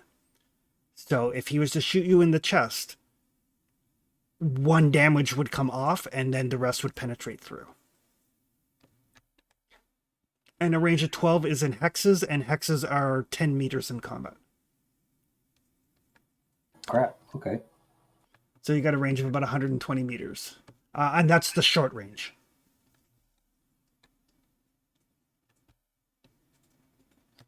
So for example, if you were to hit an unarmed target with that, a baseline hit would inflict an automatic critical on them. Because the damage is 3 and the crit is 3. So when I'm looking at the difference between taking the crossbow or the hunting bow, the crossbow has a damage of 2 and a crit of 3. Yeah.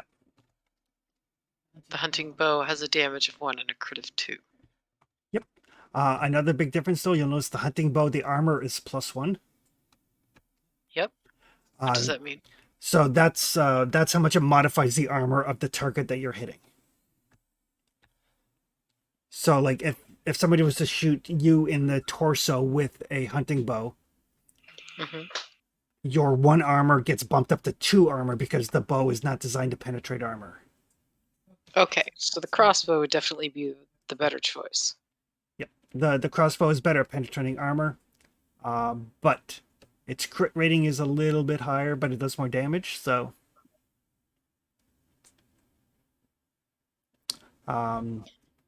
so yeah, it's really up to you.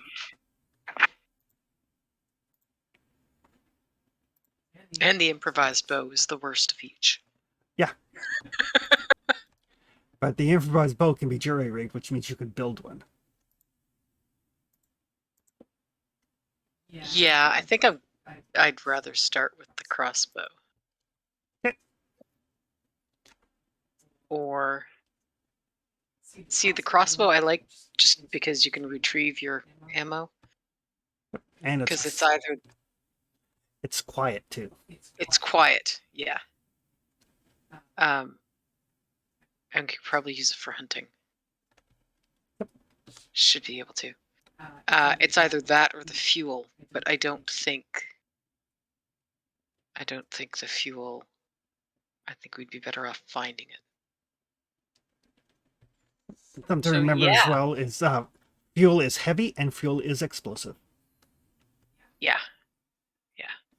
I think I'll take the crossbow. So we got a sniper That'll be rifle. fine. We got a sniper rifle. We've got a basic toolkit. I need to roll for my ammo. Yep, you have a D6 arrows. Here's hoping. No. You have 2 arrows. Okay. Bolts. It's a crossbow. I do like the fact You that know the difference. We have bows. yes. I do like the fact that in this game, if you're taking the arrow out of a target, you actually have to make a medical aid roll, or you do more damage to them. Cool. All right. Doing damage is what you're after. Yeah. I think Yorick is the only one left to pick a thing. Since it's group item, was pondering either maybe taking the rocket launcher or maybe just taking more ammo for my grenade launcher.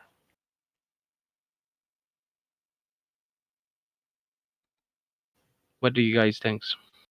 More that takes out tanks would definitely be a good idea. Since they're going to be our primary threat, I think. I guess grenade against tanks is not my best bet. What do you have for weapons? Sorry. What do you have for weapons? My main weapon is gonna be like a grenade launcher. And I'm pondering either taking a rocket launcher to take out heavily armored targets, or just taking the extra ammo for one weapon and taking a bunch of grenade. I'd say more grenade launcher stuff would be good if you're good at it. Yeah, I'm quite good at it. I mean, I'm not good at anything, so How much extra ammo would that be if I take it from the group thingy? A D6 reloads. Okay. But if I take the rocket launcher, I would have a D6 reload of the ammo from the rocket launcher. The grenade launcher at D3 reloads. Okay.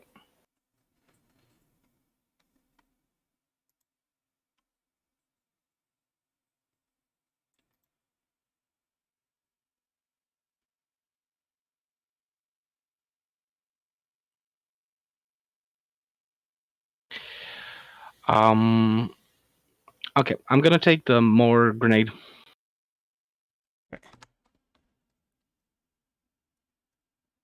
it's a big roll.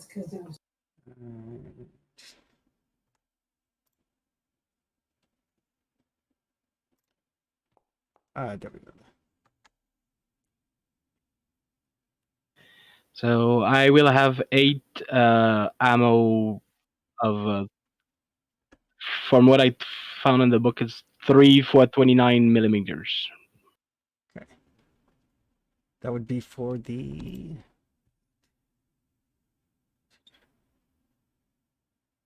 That's the AGS 17.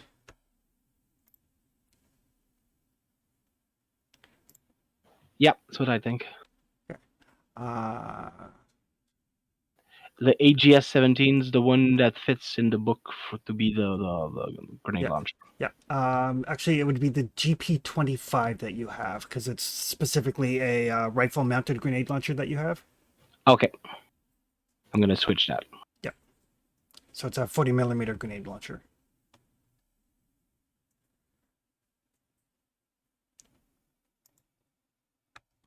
Alrighty. And what do you guys have for a vehicle? Hopefully a truck.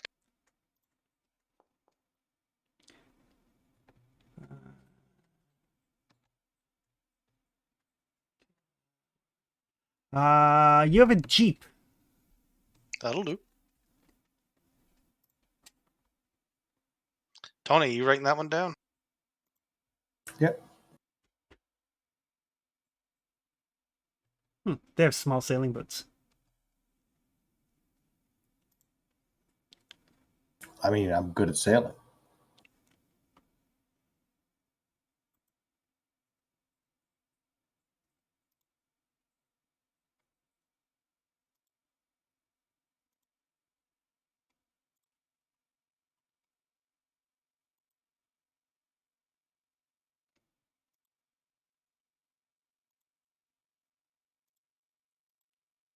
All right, so you guys should see that under actors. You should see your Jeep.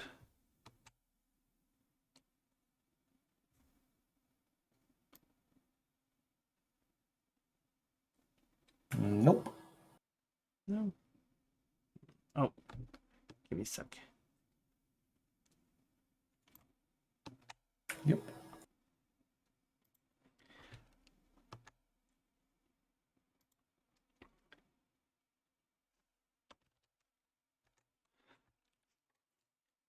All right.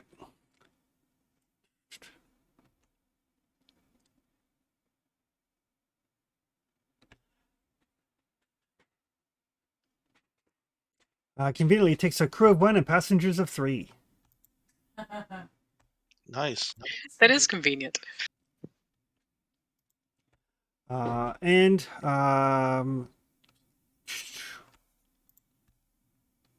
it has a carrying capacity of 75. So you can throw some stuff in there. Excellent. And the last thing you guys need to do is each of you roll a d6 for how much permanent radiation you have picked up along the way. Oh no. Oh, I don't want to roll that.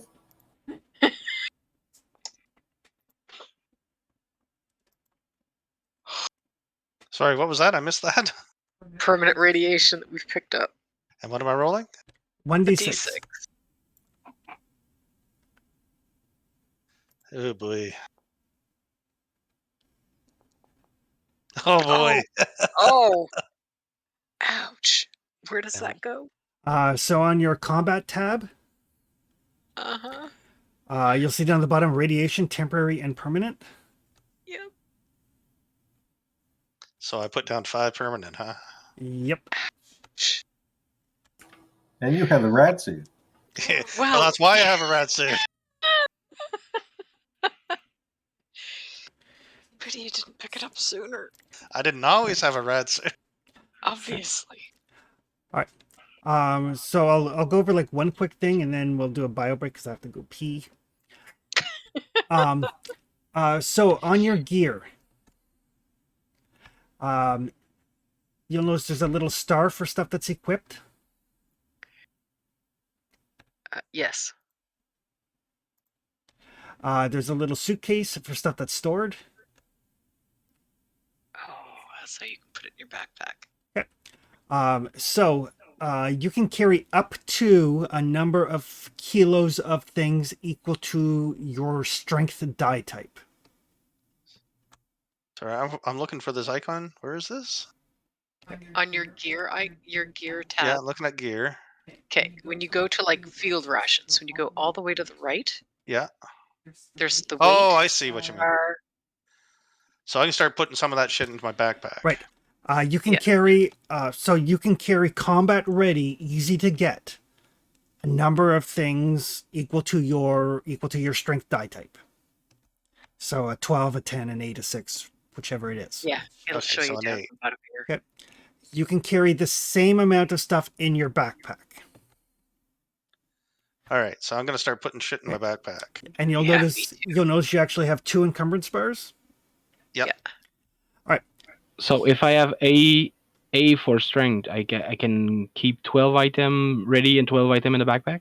Correct. Okay. Now, And does armor and helmet count as ready item? it does if you want to be protected by them. Okay, good. Just to be sure. Okay. So, important thing. When you have your backpack on, any mobility rolls you need to make are at a -2 difficulty. You can drop your backpack as an action during combat. Anything that's in your backpack takes an actual action to get at if it's in combat. So like if you're carrying your spare pistol in your backpack and you need to get it out, it's going to take you some time to get it out. So be careful like where things are. Like, do you want to have the med pack in your pack where somebody has to get it? And if you've dropped your pack, they have to go over to where it is, or do you want to have your personal med pack on you? That sort of thing. Gotcha. All right, so since most of my weight is taken up by the hazmat suit and clean water, I can keep all my clean water except for one in the backpack and the hazmat suit in the backpack. The toolkit in the backpack. These are things that are not going to use in combat, and that will bring me down to blue level. There you go. So I think that will work out. Still keep all my weapons and ammo on me, my med kit on me. Put my field rations in there because I'm not going to eat during combat, but I'll keep water out, 1 bottle of water out just in case. That all seems rational. Tony, any advice on this? Ration some water away. I mean, keep some food and some water on you, but for the most part, that can be stored.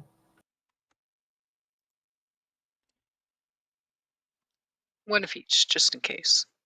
Perfect. That works. In case it gets Yep, separated. that brings me to 6 and 5.25. That's excellent numbers for me. Can we split field ration and clean water to keep one on us? Yep. How do you split that? I just put. I had 5 clean water, so I put 5 different entries of clean water in my gear. Okay. Each one weighs half a kilo. Yeah. I changed the number of my field ration, so I have 1 entry of field ration, but it's 4. Gotcha. Well, you could just drag over another field ration, and then you can have. Yeah, that's what I'm gonna do. Higher I'm just yeah. gonna drag a single Back- one, separate one. Yeah. Perfect. So we're gonna take a quick break, and then we will. I don't know if we'll actually play per se, but we'll kind of run through some mechanical stuff. All right. I need to.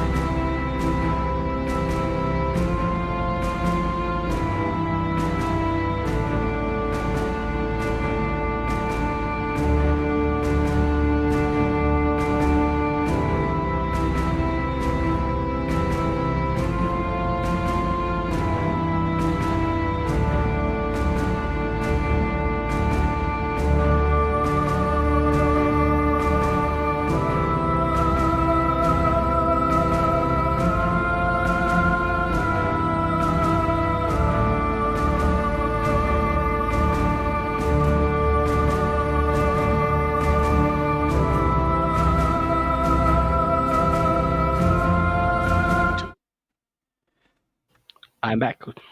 Perfect. Anita will be back in just a minute. All right. So this is the map of Poland. Every hex on this map is 10 kilometers.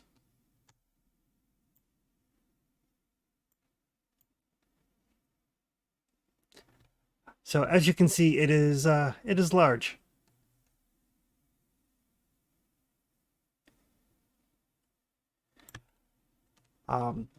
So basically, depending on what map you're on, whether you're on a travel map or a city map or a battle map, the scale changes.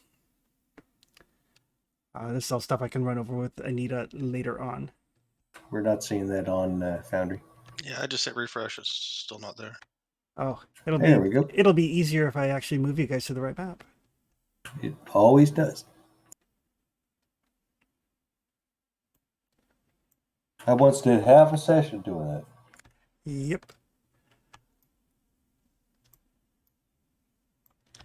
So you guys are currently in Calais.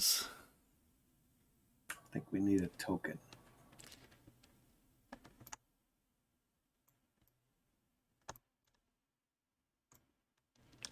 I still see nothing. She's a black screen. I see a Twilight 2000 screen.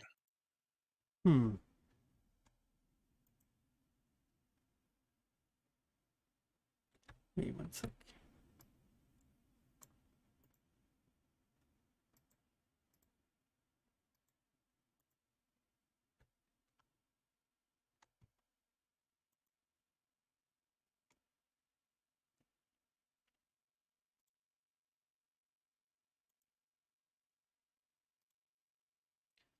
All right, pull you to the screen here, Trevor. Let's see what you see. I say, you do not own any token with vision in this scene. Yeah, same for me. Oh, now I see. There we go. There we go. It's weird because you guys should have ownership of the Jeep. It's weird sometimes.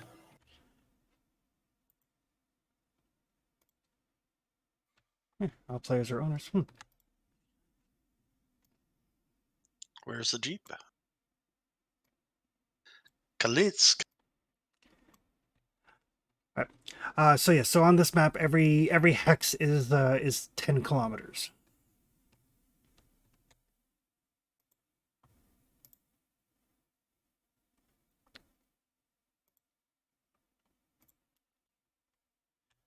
So if you're traveling along a major road, which is a road that is actually indicated, travel is generally faster, but there is increased risk of running into enemies.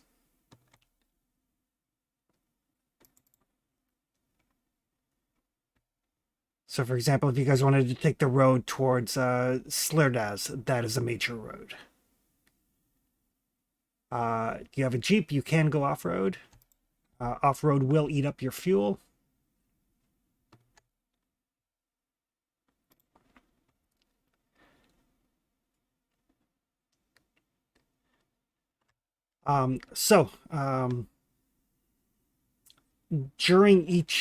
During a day, there are 4 shifts. Every shift is approximately 6 hours. Basically, there's morning, day, evening, and night.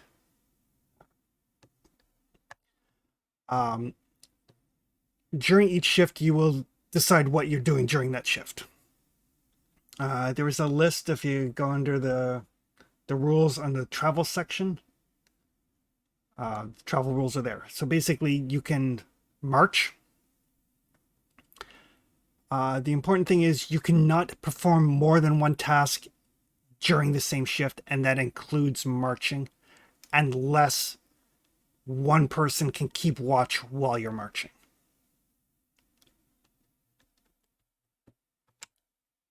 So if you want to collect wood or grain to make alcohol, if you want to scrounge for scrap, if you want to forage for edible plants, if you want to hunt, if you want to fish, if you want to cook, if you want to sleep, all of those things cannot be done while you're moving.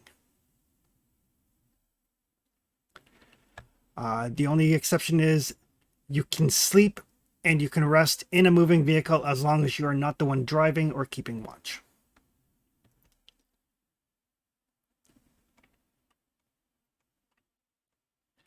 All right.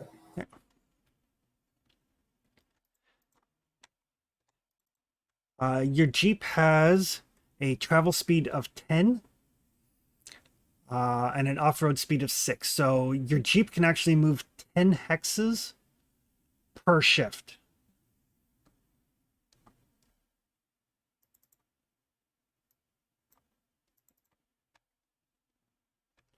Ten of these hexes? Yep. So you can do about 100 kilometers in 6 hours.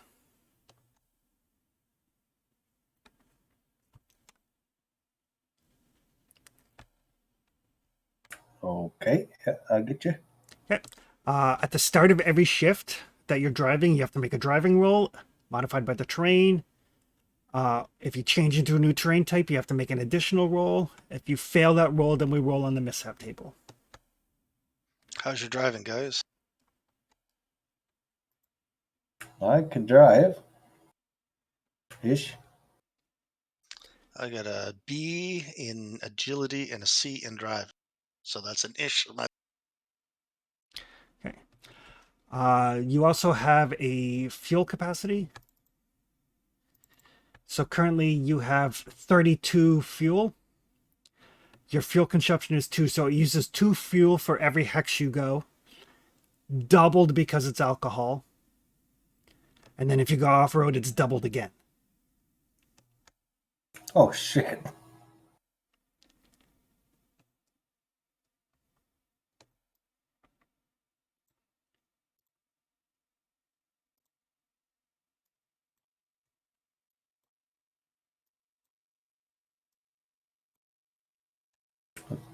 Okay, so, but we can make that, right? You can, if you have the parts, you can put together a still, and then you can gather some stuff and distill alcohol, yes.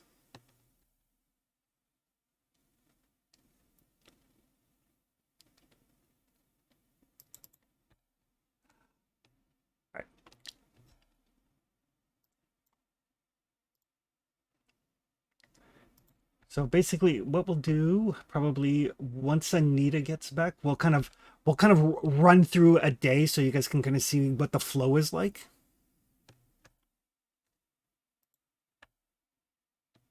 And you can see All right. just how quickly things things degrade and how quickly you burn through fuel.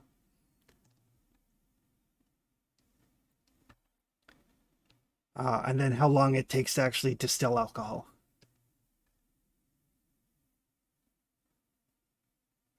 It is very much a game of having to balance a bunch of different spinning plates.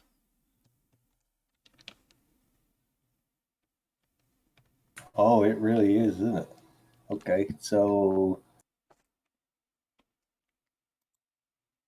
wow, okay. Yeah. Who's gonna be in charge in this one?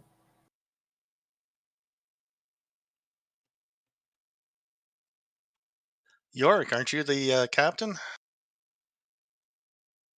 Well, I'm a captain, but It's also call me bastards. I'm also a Soviet. Right. So that would make Nita the ranking one, right? Nita and I have the same rank, but she's got all the command skills. Yep. Something else you guys can think about. You don't necessarily have to do it right now, but every character, choose another PC to be your buddy.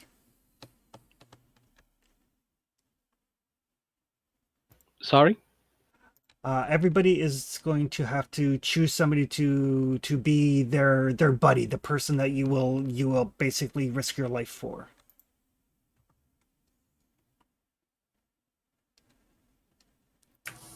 Um,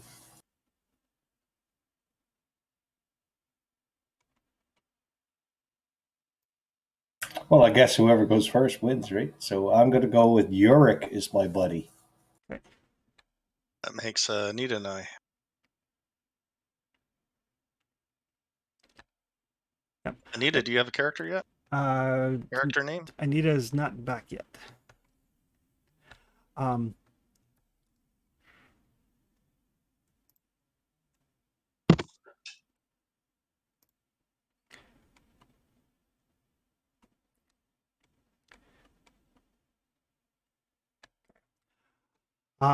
You're also going to have your unit morale. Somebody will need to track that, unless I don't know if that's on the character sheet or not. I think it is.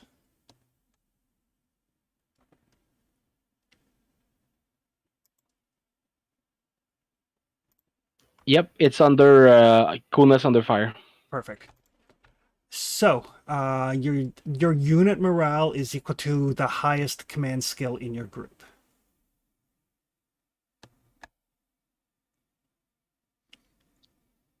Mine does not exist. Mine also does not exist. Okay. But Anita took a couple of it, I remember. Yeah, so Anita has a B. Morale's a B. Perfect. That's actually pretty decent. And that will change during the course of the game.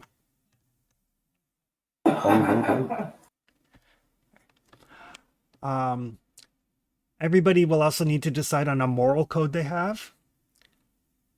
So it could be either something that you believe in. It doesn't necessarily have to be good. Like one of the sample moral codes they give for somebody is I'm going to kill every last single one of my enemies. The way your moral code works is if you're in a situation that tests it, if following it puts you or your group in danger or requires a sacrifice, you get a bonus and you get extra XP.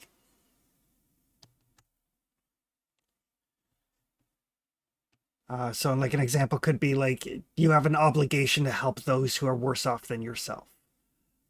Or, you know, I will protect my few friends with everything I have, or something that kind of defines what your character's like hardcore beliefs are. So I wouldn't put like Roman Catholic or something like that. I'd come up with something different. You could put that, but you would have to be like a devout Roman Catholic. Yeah, I don't know anything about Roman Catholicism that I haven't seen in the Daredevil. If you choose to betray your moral code, you take a point of stress, and then at the end of the session, you can scratch out your moral code and write in a new one with your new beliefs. That would go in notes. No, there's a tab there. Oh, in bio. Yeah. Okay. Yeah, under bio.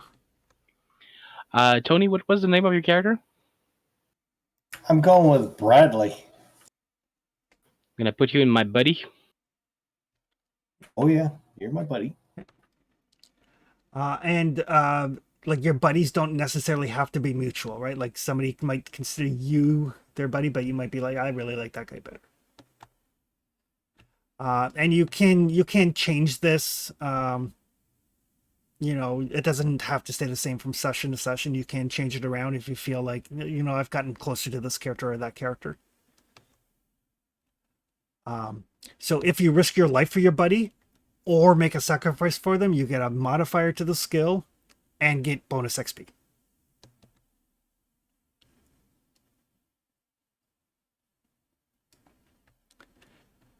If you see your buddy get injured, though, you will take stress.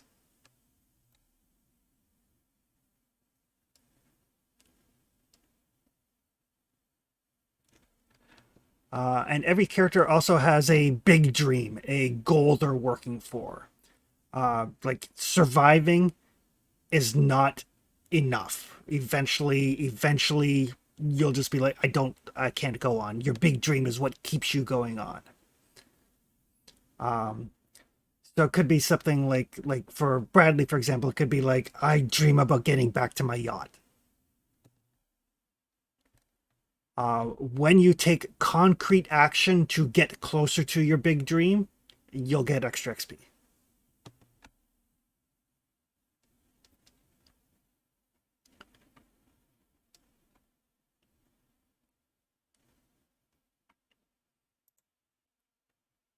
My big dream will be sovereign Poland. Absolutely.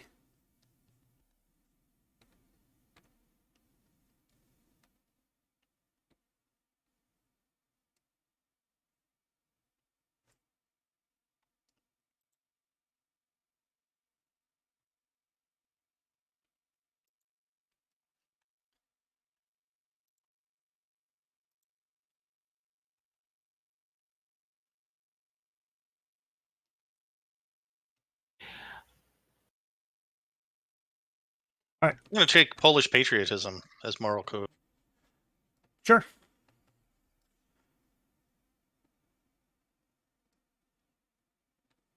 Now I'm going to have to read up on Polish stuff. For the how you met the group, I was thinking that I could have been a war prisoner, and that Bradley was assigned to watch over me. If that makes any sense. Sure. Yeah. And at some point when everything went to shit and everything was coming down, I mean, we had only each other to speak to because he was on duty, and I mean, surviving seemed like a better option than just keeping the rivalry open. That makes sense. Especially like where you guys are in Calise. Calise was supposed to be like a fallback position. Basically the fifth mechanized infantry from Lodz basically fell back to Calise. But the Soviet forces just kept pushing until Calise essentially became under siege. So it even could have been something like, when all the shit happens, you could have been like, I can get us out of here. You know, as a captain in the Soviet military, as like special forces, you could have said like, you know, let me out of my cell, I'll get you out, sort of thing. Like, I know a bit the way around here. I can speak to people. I can get us like out of this shit. Yeah. All right. I think Anita's back. Yep. All right. So we're just going to kind of like, not actual play, but we're going to kind of run through a couple of scenarios so you guys can see how the dice rolls work, how pushing works, and I'll show you a quick battle map so you kind of get a feel for how combat works and how deadly it can be. Uh-oh. But this is all, we'll say this is like stuff that like happened at some point in the past or whatever. So, on a given day, there are 4 shifts during the day. A shift is 6-ish hours, basically morning, day, evening, night. Every day you will need to eat and you will need to drink. Failing to do so means we start looking at the hunger and dehydration rules. So we need to eat and drink at least once a day? Yeah, once a day. Okay. So we'll say that you get up in the morning, you're like, what are we going to do? We should move. So during a shift, you can do one of a variety of tasks. You can march if you're on foot. You can drive if you've got a vehicle. You can gather to get wood and grain to make alcohol for your vehicle. One person can keep watch, which means keeping an eye out for enemies and encounters. You can scrounge to look for useful scrap if you're on foot. You can forage to look for edible plants and herbs if you're on foot. You can hunt on foot. You can fish if you're near a river or a lake. You can make camp, which is basically securing your campsite, making sure your fire's going, making sure everybody's warm, so on and so forth. If you don't make camp, there are penalties. You can cook if you have a kitchen or a campfire, which is part of making camp. Failing to cook your food properly does run the risk of food poisoning. You can rest. Resting will help you to heal. You can sleep. You must sleep at least 1 shift per day. And you can explore. So if you find like something that looks interesting, like a scenario site or a small village or something that you want to actually explore, that will take at least a shift to do.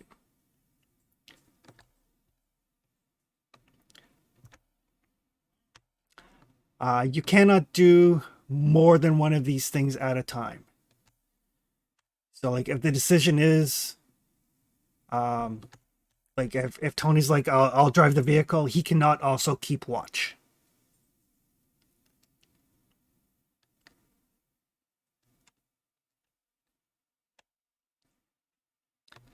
Uh, that makes sense, to everybody? It does. Yep. All right. So we're just gonna drop your Jeep up here. We'll say for this purpose, this is where you guys are. I think we all agreed while you were gone, Anita, that you're the commanding officer since you're the only one with command skills. Oh, great. Okay. Okay. All right. I mean, Aussie Canadian. I cannot be a commanding officer as I am just a Soviet. Well, I mean, we could be your prisoners, but He ain't wrong. All right. So your Jeep can go off road 6 hexes per shift. So you get up in the morning, he's like, what would you guys like to do?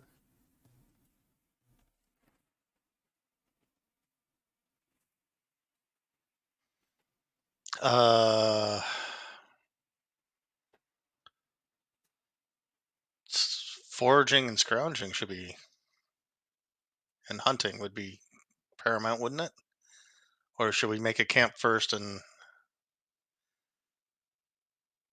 there's 4 of us, right? One makes a camp, the other one guards, and then we others forage, hunt, and scrounge. I can do camp.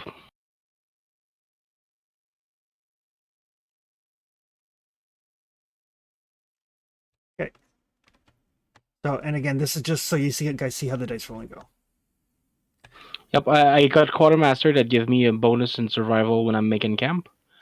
Okay. So I'm curious to see how that works. All right. that's handy. All right. So to make a camp, it is a survival roll. And I got a +1 modifier to that. So when you click on your character, Yep. and then when you click on your survival, so there will be a bunch of things here. Don't worry about the dice formula modifier. Just click the plus to add the +1. Okay. Maximum pushes leave at 1, and then just hit the roll button. All right. So you got 3 successes. So that means that you set up a camp. So the camp will, it is a sheltered place. It is safe from incoming fire. You can rest up, so on and so forth. This includes setting a campfire. If you want to make it hidden, somebody can make a recon roll. That's I'm not good. I think Trevor's is higher than mine. I can make a recon roll if you want. How am I doing this? Just click the recon button. Do you have an A or a B? I got an A and Nice. an A in intelligence and a B in recon.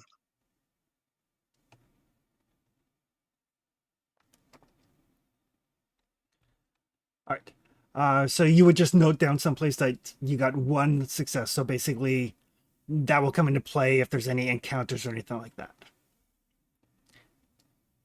All right. Done. So basically, for the entire morning shift is setting up the camp, making sure it's secure, making sure it's hidden, so on and so forth. That's what those 2 are doing. Tony and Anita, what would you guys like to do? I think I'm going to sleep. Okay. So, Sleazy bastard. yeah. So Easy ass. if you were actually damaged, you would recover some of your health by sleeping. Right, but we have to sleep at some point, right? So You do have to sleep for at least 1 shift. That's true. And it's best to have someone at camp with this person we don't know. Yep. I'll go hunting with the bow. Hunting. Okay. Yeah, I figured I'd give it a try.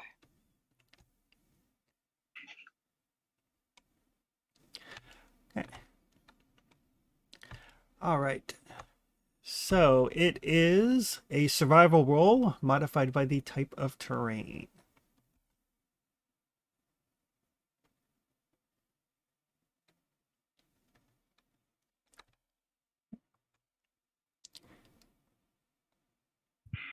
So how is that done? So make a survival roll. I'm just trying to find the modifier.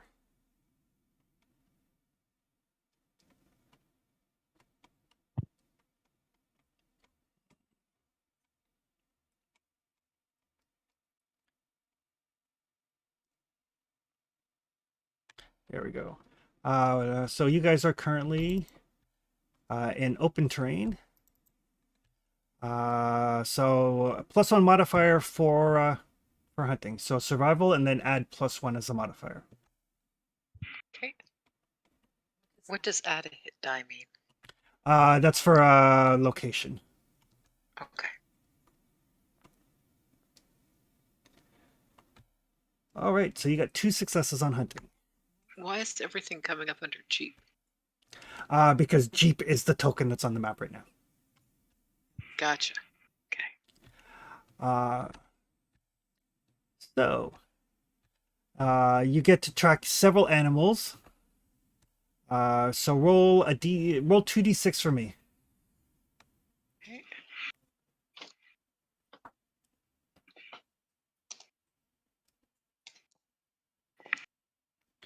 So a 4 and a 3. So you have a choice of tracking down a fox or a deer. Oh, the deer for sure. Don't make Evie cry. What? Don't make Evie cry. No, fox. I have questions about how fox would taste. So deer, though, I know what venison tastes like. Canadian. So in order to kill the prey that you have tracked, you have to make a recon roll to get into position.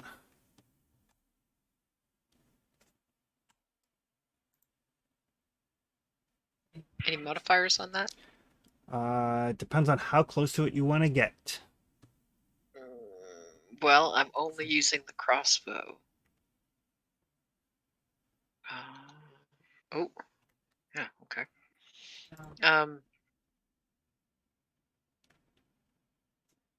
Within a 4 range. Okay. What that is. All right, perfect. So that'll be unmodified then. Okay. So just roll the recon. Roll recon.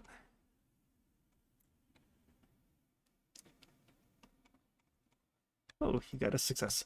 All right, so yeah, so you find a deer, you manage to kind of sneak up onto it, get into position. And then you try to take it down, which is an attack roll. It's just on the crossbow? Yep. Okay. No modifiers. Nope. Okay, so you got a success. So you do the whatever the base damage of your crossbow is. 2, according to the Okay. results there. Perfect. So yes, so 2 is enough to drop a deer. Ooh. And you get 10 wild food from it. Nice. It does. You're not actually saving this stuff, though, No. right? It does need to be. It could be eaten raw if you press for time. You can cook it. Ew. God, no. Yeah. Yeah, that needs to be cooked. So I'd have to haul that back to camp to let it hang. Right. So basically, the first shift is getting the camp ready. I need this character who will be named at some point. Goes out hunting, comes back with a deer at about the same time that Bradley's coming up from his nap. So you guys now have a secure campsite. You guys have some deer that can be cooked, so on and so forth. What did Trevor's character do? He hid the campsite. Oh, nice. I think for the second card, I'm gonna look into cooking. Perfect. All right. And then I would draw an encounter. I will show you what the encounter cards look like.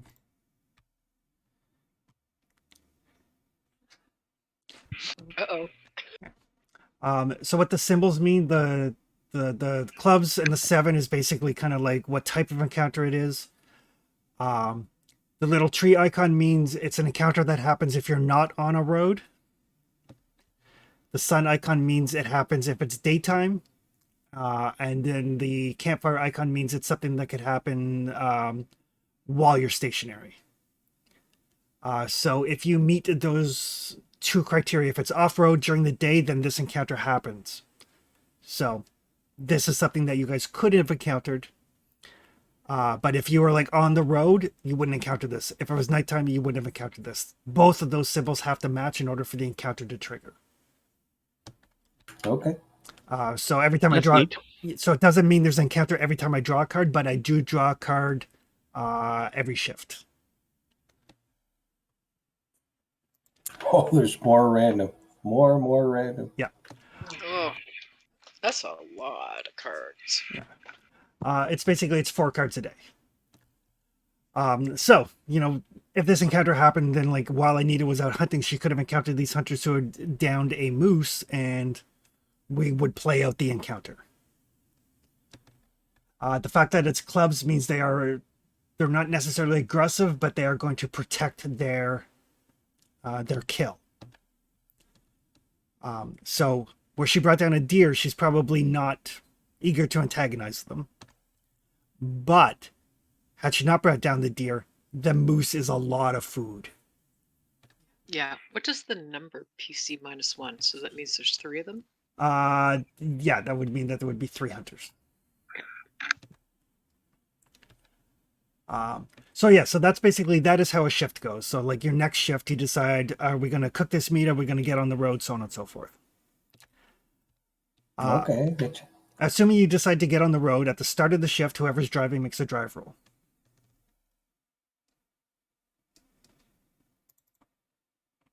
I'll order one of you guys to do that. I got a B in agility and C in driving. Anybody beat that?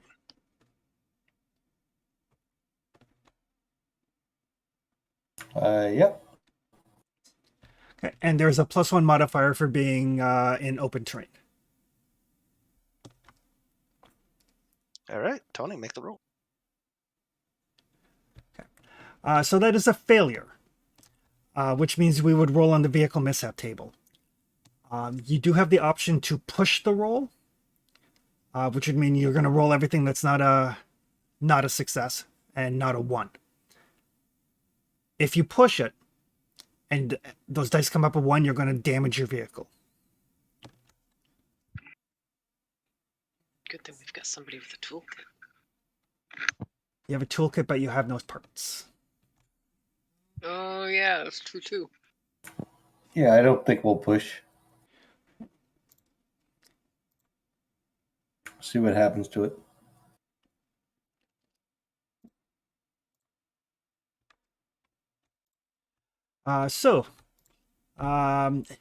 You have blown the engine on your Jeep. Oh, What? Yeah, you try to go and you just blow out the engine. The reliability of your Jeep drops to 0. It is now not moving and needs to be repaired. it's great that this is not canon. Oh, yeah, right. I guess 'Cause you I did get to use kill. my toolkit, huh? You need to find parts. So You that need would to go as be scrounging. scrounging. Yes. So basically, it's like you guys gonna spend the entire shift trying to get this vehicle going, and it's just not until you finally just like slam down the hood and say like fuck it. And by that point, it is starting to get into evening. Are we? Is it still at camp? We didn't actually go anywhere, right? You have not actually moved anywhere. That's a relief, at least. We're hidden. We have a fire. Although, to be fair, the game master can decide when this mishap happens along the shift. So I could have had it happen when you guys were, 40 kilometers or so from your camp. Oh God. So that's the sort of thing that can happen. Mishaps are bad. Yeah. So, assuming you want to find repairs, find parts, you can go looking for parts if you like. Yeah. What's the scrounging roll? Survival. I do not have that. I have an A intelligence and no survival. I have survival. It's only a C, but And then an important thing is two people can't do the same thing in the same hex. So the best survival person has to do this. I have a scrounger's specialty. Give me a +1 on the survival roll, and nice. my survival is a 2d10. Excellent. All right. And then if people help you, for every person that's helping you, you would get a +1 as well. But you have to have the skill to help. In order to help, it has to be something that you're capable of doing. I'll help with that. Right. So you would make a survival roll with a +2.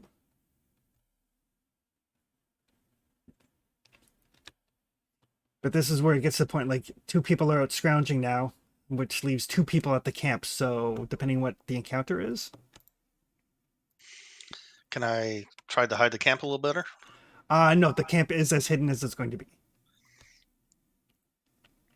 All right. Keep looking. Tony, you want to keep watch and I'll sleep? Okay. Why did I get 2 success on that? Because if you get a 10 or better, it counts as 2 successes. Oh, right. Okay. So basically, while you guys are off scrounging, a group of stragglers will come across the camp. Because of the fact that it is hidden, you guys will see them a fair distance off. Exactly. Oh.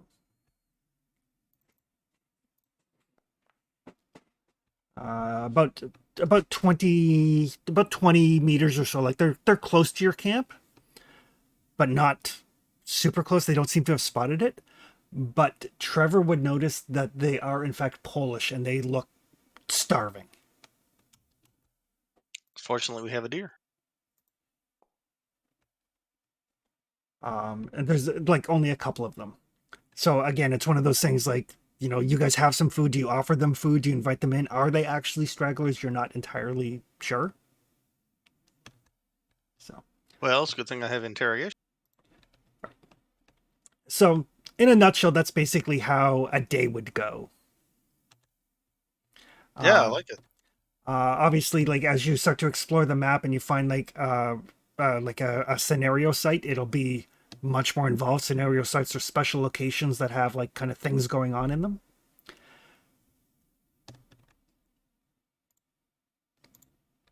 But it's kind of like in Forbidden Lands. Once you get into the flow of like who's keeping watch, and that's the other thing, like if nobody was keeping watch during that shift, you guys would not have spotted these people. And I would have rolled to see if they spot your camp and just stumbled into it as opposed to spotting them at a distance. All right, that makes sense. I think this game sounds terrible, and I like it so much. It's gonna be Sounds good. great. Oh, This is a combat map. oh.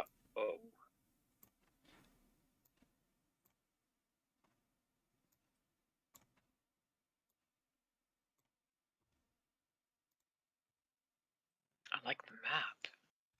Yeah, the box set actually comes with I think it's 8 of these tiles. Cool.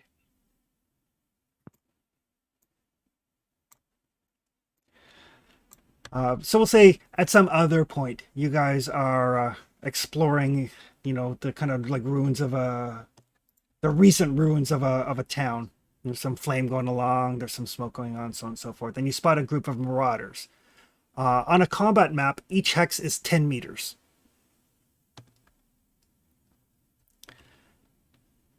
So you would spot them there like what, 1, 2, 3. They're about 40 meters away or so. You know, so you guys, you know, you have an opportunity to kind of get behind some cover. You kind of drop your backpacks. We will assume for this purpose that there is no negotiation, that there is, combat erupts, just because I want you guys to kind of understand how combat works and how brutal it can be. This time I'm not doing the character that tries to negotiate all the time, so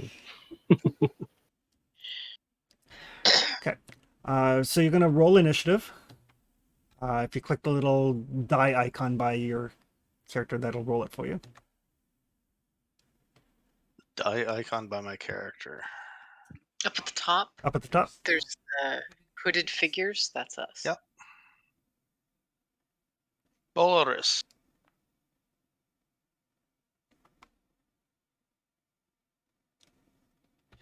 Yeah, once you guys have actual pictures, then your pictures will be there. But and then Maybe I'll use that. This person does not exist to generate a character photo. oh, for sure. In this game, low initiative goes first. So that's Anita, right? No, that is. Looks like Tony.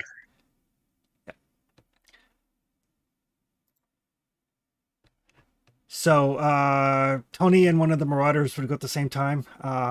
Normally in the game, it's card-based initiative, so people don't get the same number. That hasn't been implemented yet. So for this case, we will say that PCs go before NPCs. Okay. On your turn, you have a fast action and a slow action. And they would be listed in the journals under under combat and damage. There's slow and fast actions, and then there's a list. You get one of each. You can give up your slow action in order to do a fast action.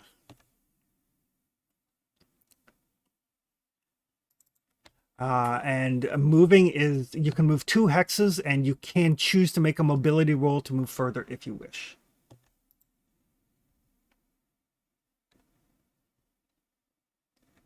All right, just taking a quick look here.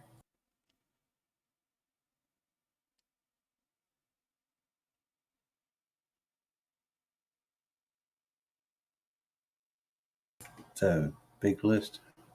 It is a fair-sized list, but a lot of it is pretty intuitive, so.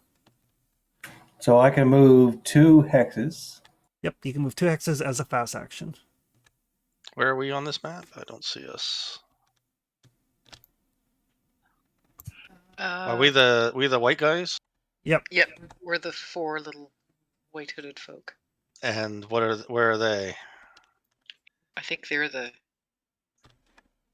glowy things? nope, just southwest of them. Southwest of us. Southwest Southeast. of the 5 explosions. Okay. Sorry. Oh, okay. I see the 3 of them. Yeah. So I can't move. I will unpause the game. All right. Thank you. Given the terrain, you are going to have to make a mobility roll. I would love to.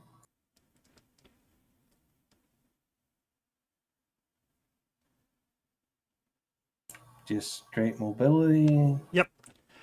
If you hadn't had time to drop your backpacks, it would be at -2. So that is a failure, which means you don't move. Can I push it? You can push it.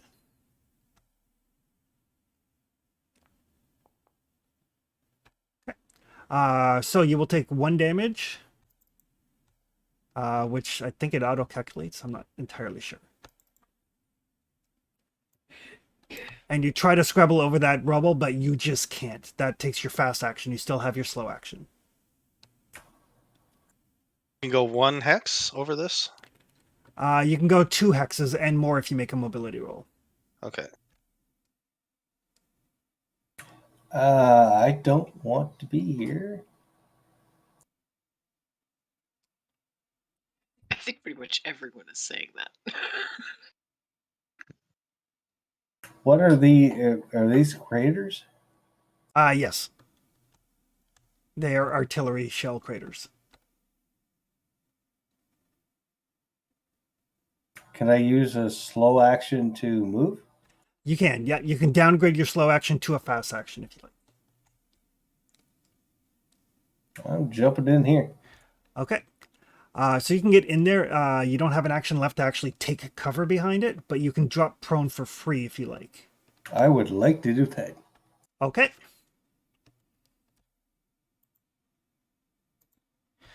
All right. This Marauder is going to move forward a little bit. And he's going to shoot at somebody just so you guys can see how this works. He's going to fire with his M16 that he picked up. Who should I shoot at? Let's shoot at Trevor. Everybody picks on me because I'm so pretty. All right. So you'll notice here on the weapon thing, it has a rate of fire of 6. That means I can choose to use 6 ammo dice if I want, which increases the odds of either suppressing you or doing damage at the cost of eating through a bunch of ammo.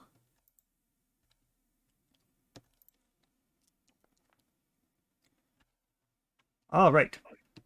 So that is going to be 1 hit and an extra 1. So that is going to be 3 damage to your head. You're wearing your helmet, I assume. Yeah. Which should give you an armor of 1.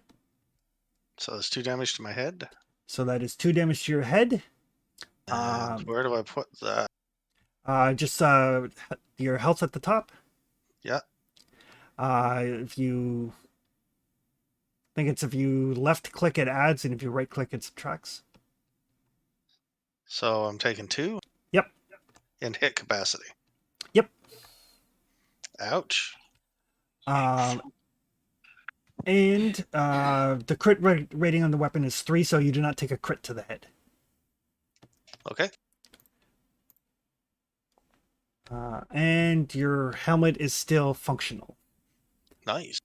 But you'll notice that took up 8 of his ammunition. So you can see he spent a fair bit of ammunition to do that. That would take it to Anita's turn.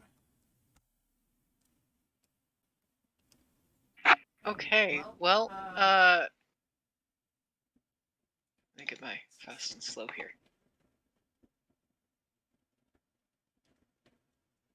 I would like to seek cover Okay.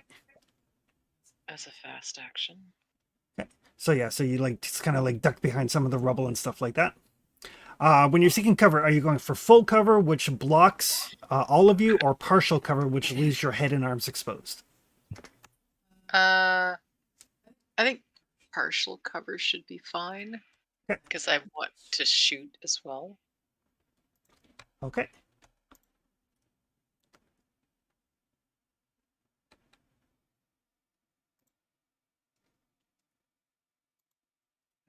Is there anything I have to note when I'm under partial cover?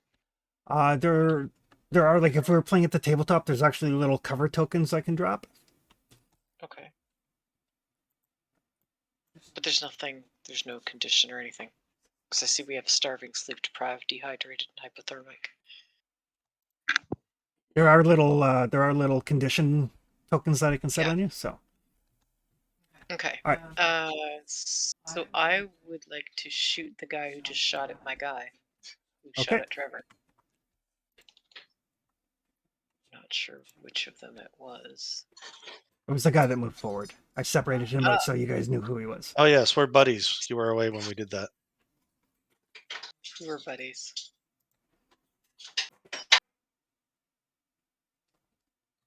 Who were buddies? You and I are buddies, yeah. Oh, Yeah. okay. You have to choose somebody who's Sure. a buddy, and you get bonus XP if you do things to risk your life and That's stuff. convenient. I will shoot at him with.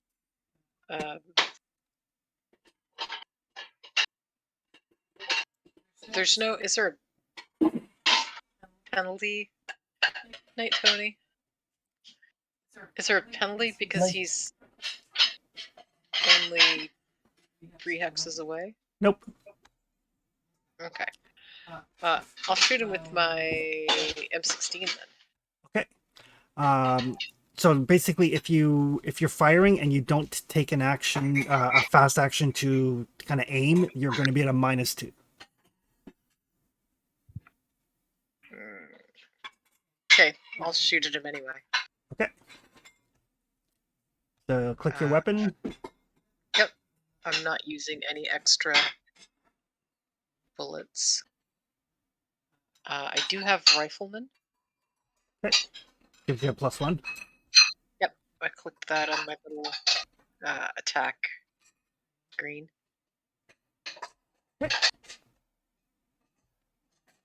All right. So that's going to be a total of 3 damage. Because you got the base and then 1 extra hit, so 3 damage. In his legs, he doesn't have leg armor. So that's 3 damage to his legs and a critical injury. So what does that do? A critical injury. In this case, you shot him through the ankle. So he cannot run at all, and his mobility becomes -2.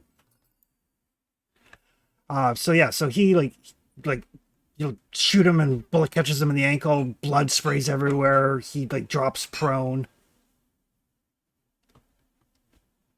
Had that happen to one of you, you would not be able to run, mobility checks would be at -2, and then there's that healing time that it takes as well until you can run again. It's like 2d6 days.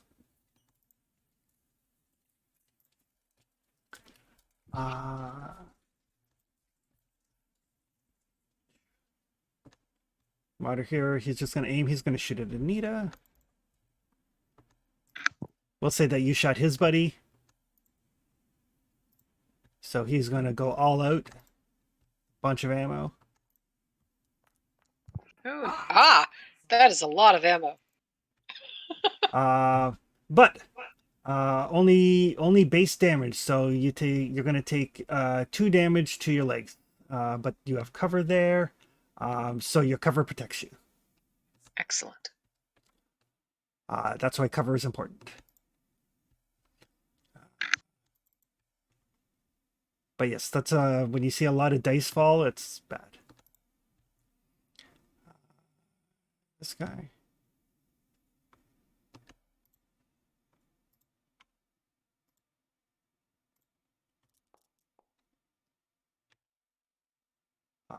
He will push that roll.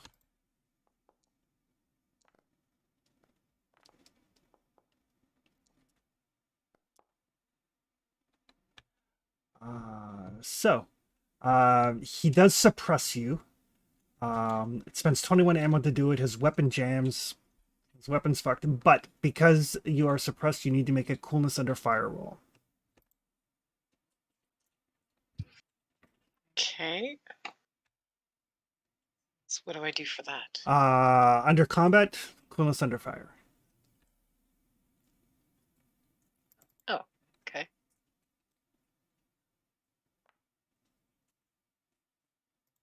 And because you can see other members of your group, you can also roll your unit morale.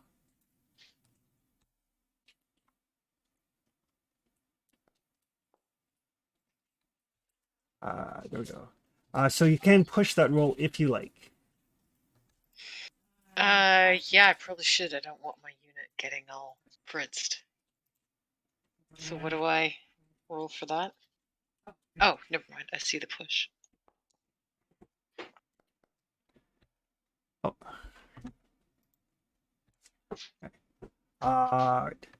So you wait. Oh, it's not a skill roll, so it can't push, so you fail. Oh. Oh no. So you immediately drop prone. You take 1 point of stress. You lose both of your actions on your next turn. Oh. And because you failed, everybody else in the same hex also has to make a roll to avoid it. Oh. That's bad. Am I in that same hex? You are. Yeah, you and York both are. So what am I rolling? You are rolling coolness under fire. Oh, okay.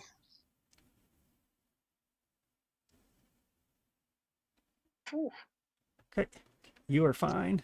I got an A. as a cucumber. Okay.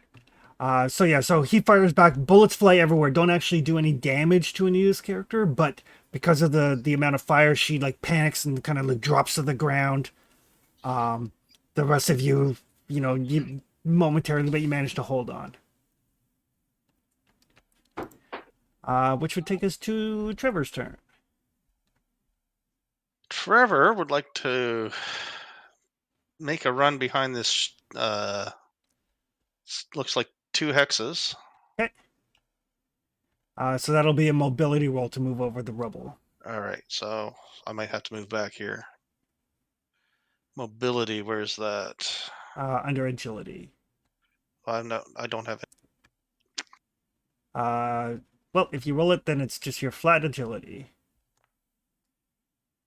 Okay. You can push it if you like. So it's a fail. Oh. So you do not actually get to move.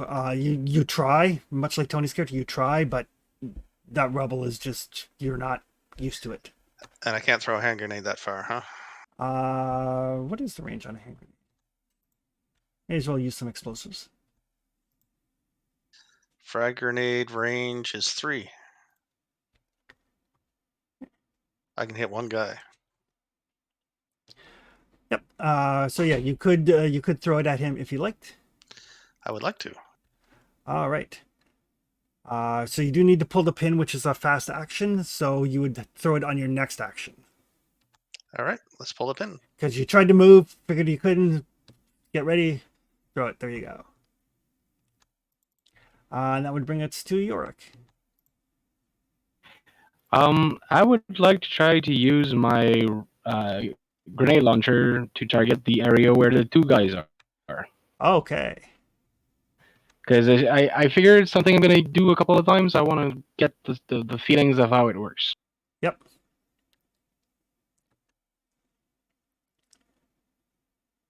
So should I aim with a fast action and shoot with a complex one, a long one? Yes. And I used. Is there a difficulty adjustment for the range? No. I mean, there might be. I'll look it up for next time, but.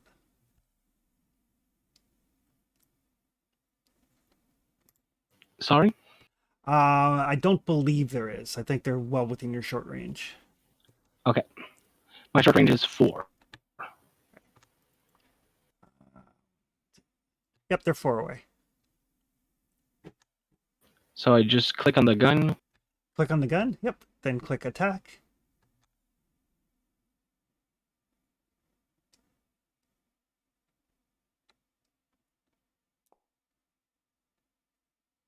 Okay. So that's a miss on like a direct hit. You could push it if you wanted to. Just to get a feeling of things, I'm going to try to push it.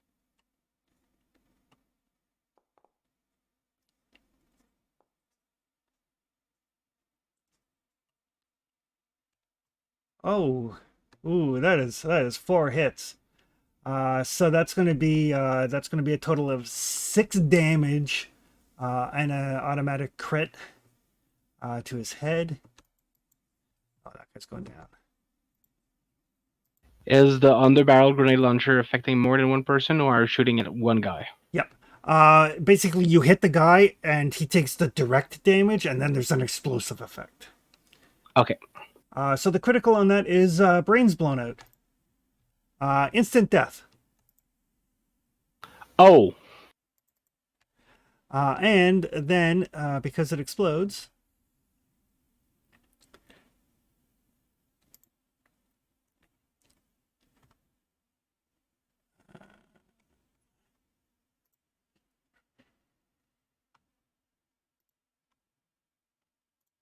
explosions. So what's the blast power?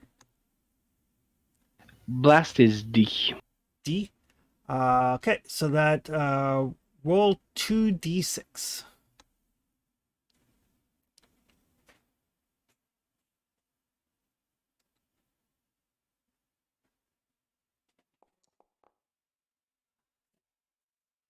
Right. So it doesn't actually do any damage to the other guy, but it does basically knock them prone, and they are suppressed, so he will lose his next actions. Okay, good. So yeah, so one blast from the grenade basically just like obliterates one guy and throws the other guy to the ground.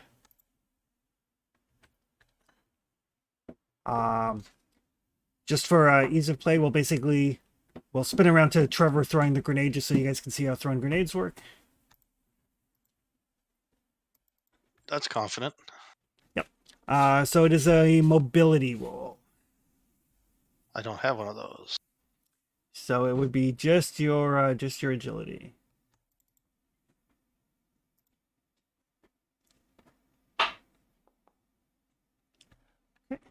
Push again. Yep. All right, that is a hit. So he is going to take 2 damage. So he's going to take a little bit of damage, and then Blast C.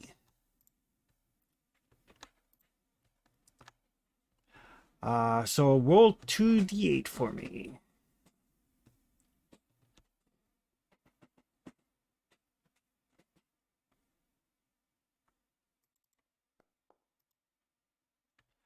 All right. So this guy is going to get exploded for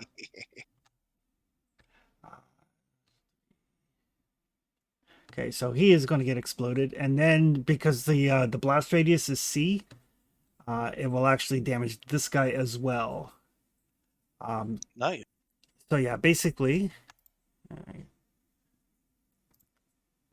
I'll just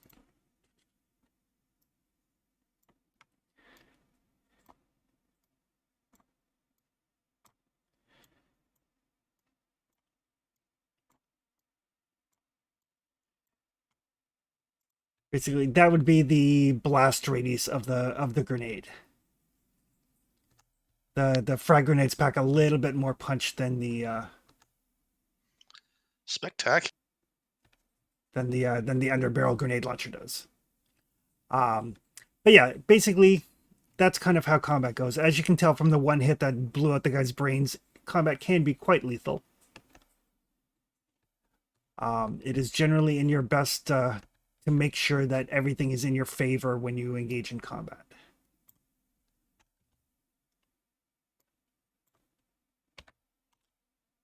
And just the last thing that I'll mention just before we go, just so you guys know kind of how you will earn XP.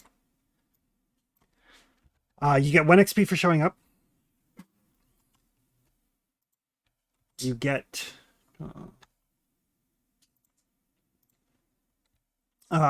if you follow your moral code despite significant risk, you get an additional 1. If you risk something for your big dream, you get 1. If you go to a hex that you haven't previously been to, you get 1. If you overcome dangerous events, either using violent or non-violent means, you get 1.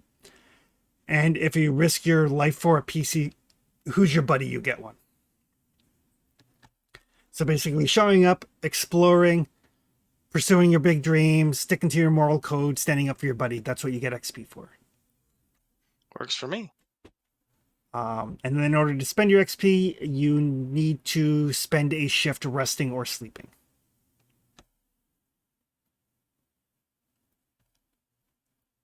And what can you buy with XP? You can increase your skills. So like get a new skill at D, for example, it costs 5 XP. To go Okay. from D to C, it costs 10. To go from C to B, it costs 15. And go to B from A, it costs 20. Or you can learn a specialty, which costs, it's a flat 10. But you have to have a teacher. So you need to find either a PC or an NPC who knows that specialty in order to teach you. So more reason to get out there and explore and meet people. And it's a good idea to know a bit what kind of specialty you want, so you can look around. Exactly. Could you raise skill? Can you raise base stat? Your attributes do not go up. Great, just to know. So basically, just your skills and specialties. Sounds great.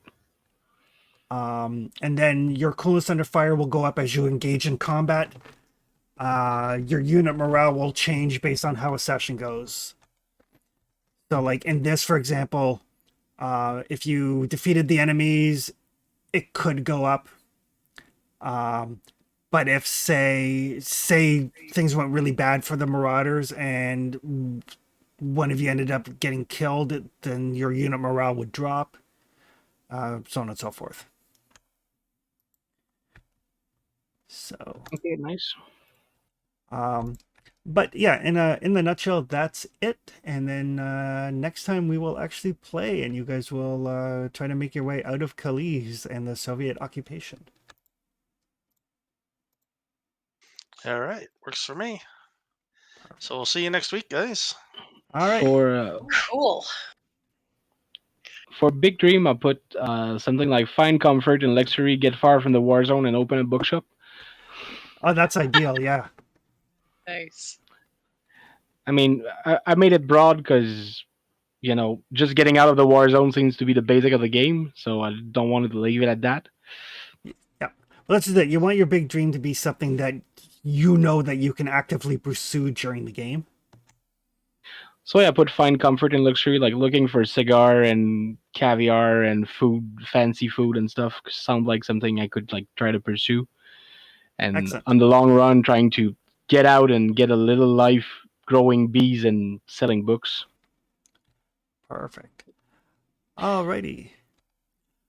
So we will see everybody on Wednesday for the first actual session. Yes. Great. Happy Yule.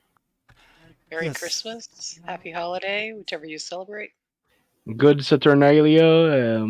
Yes. Whichever holiday people choose to celebrate, I hope everybody has a good one. As long as people are happy, that's great. Yep. Exactly. All right. Have a good night, folks. Good night, everybody.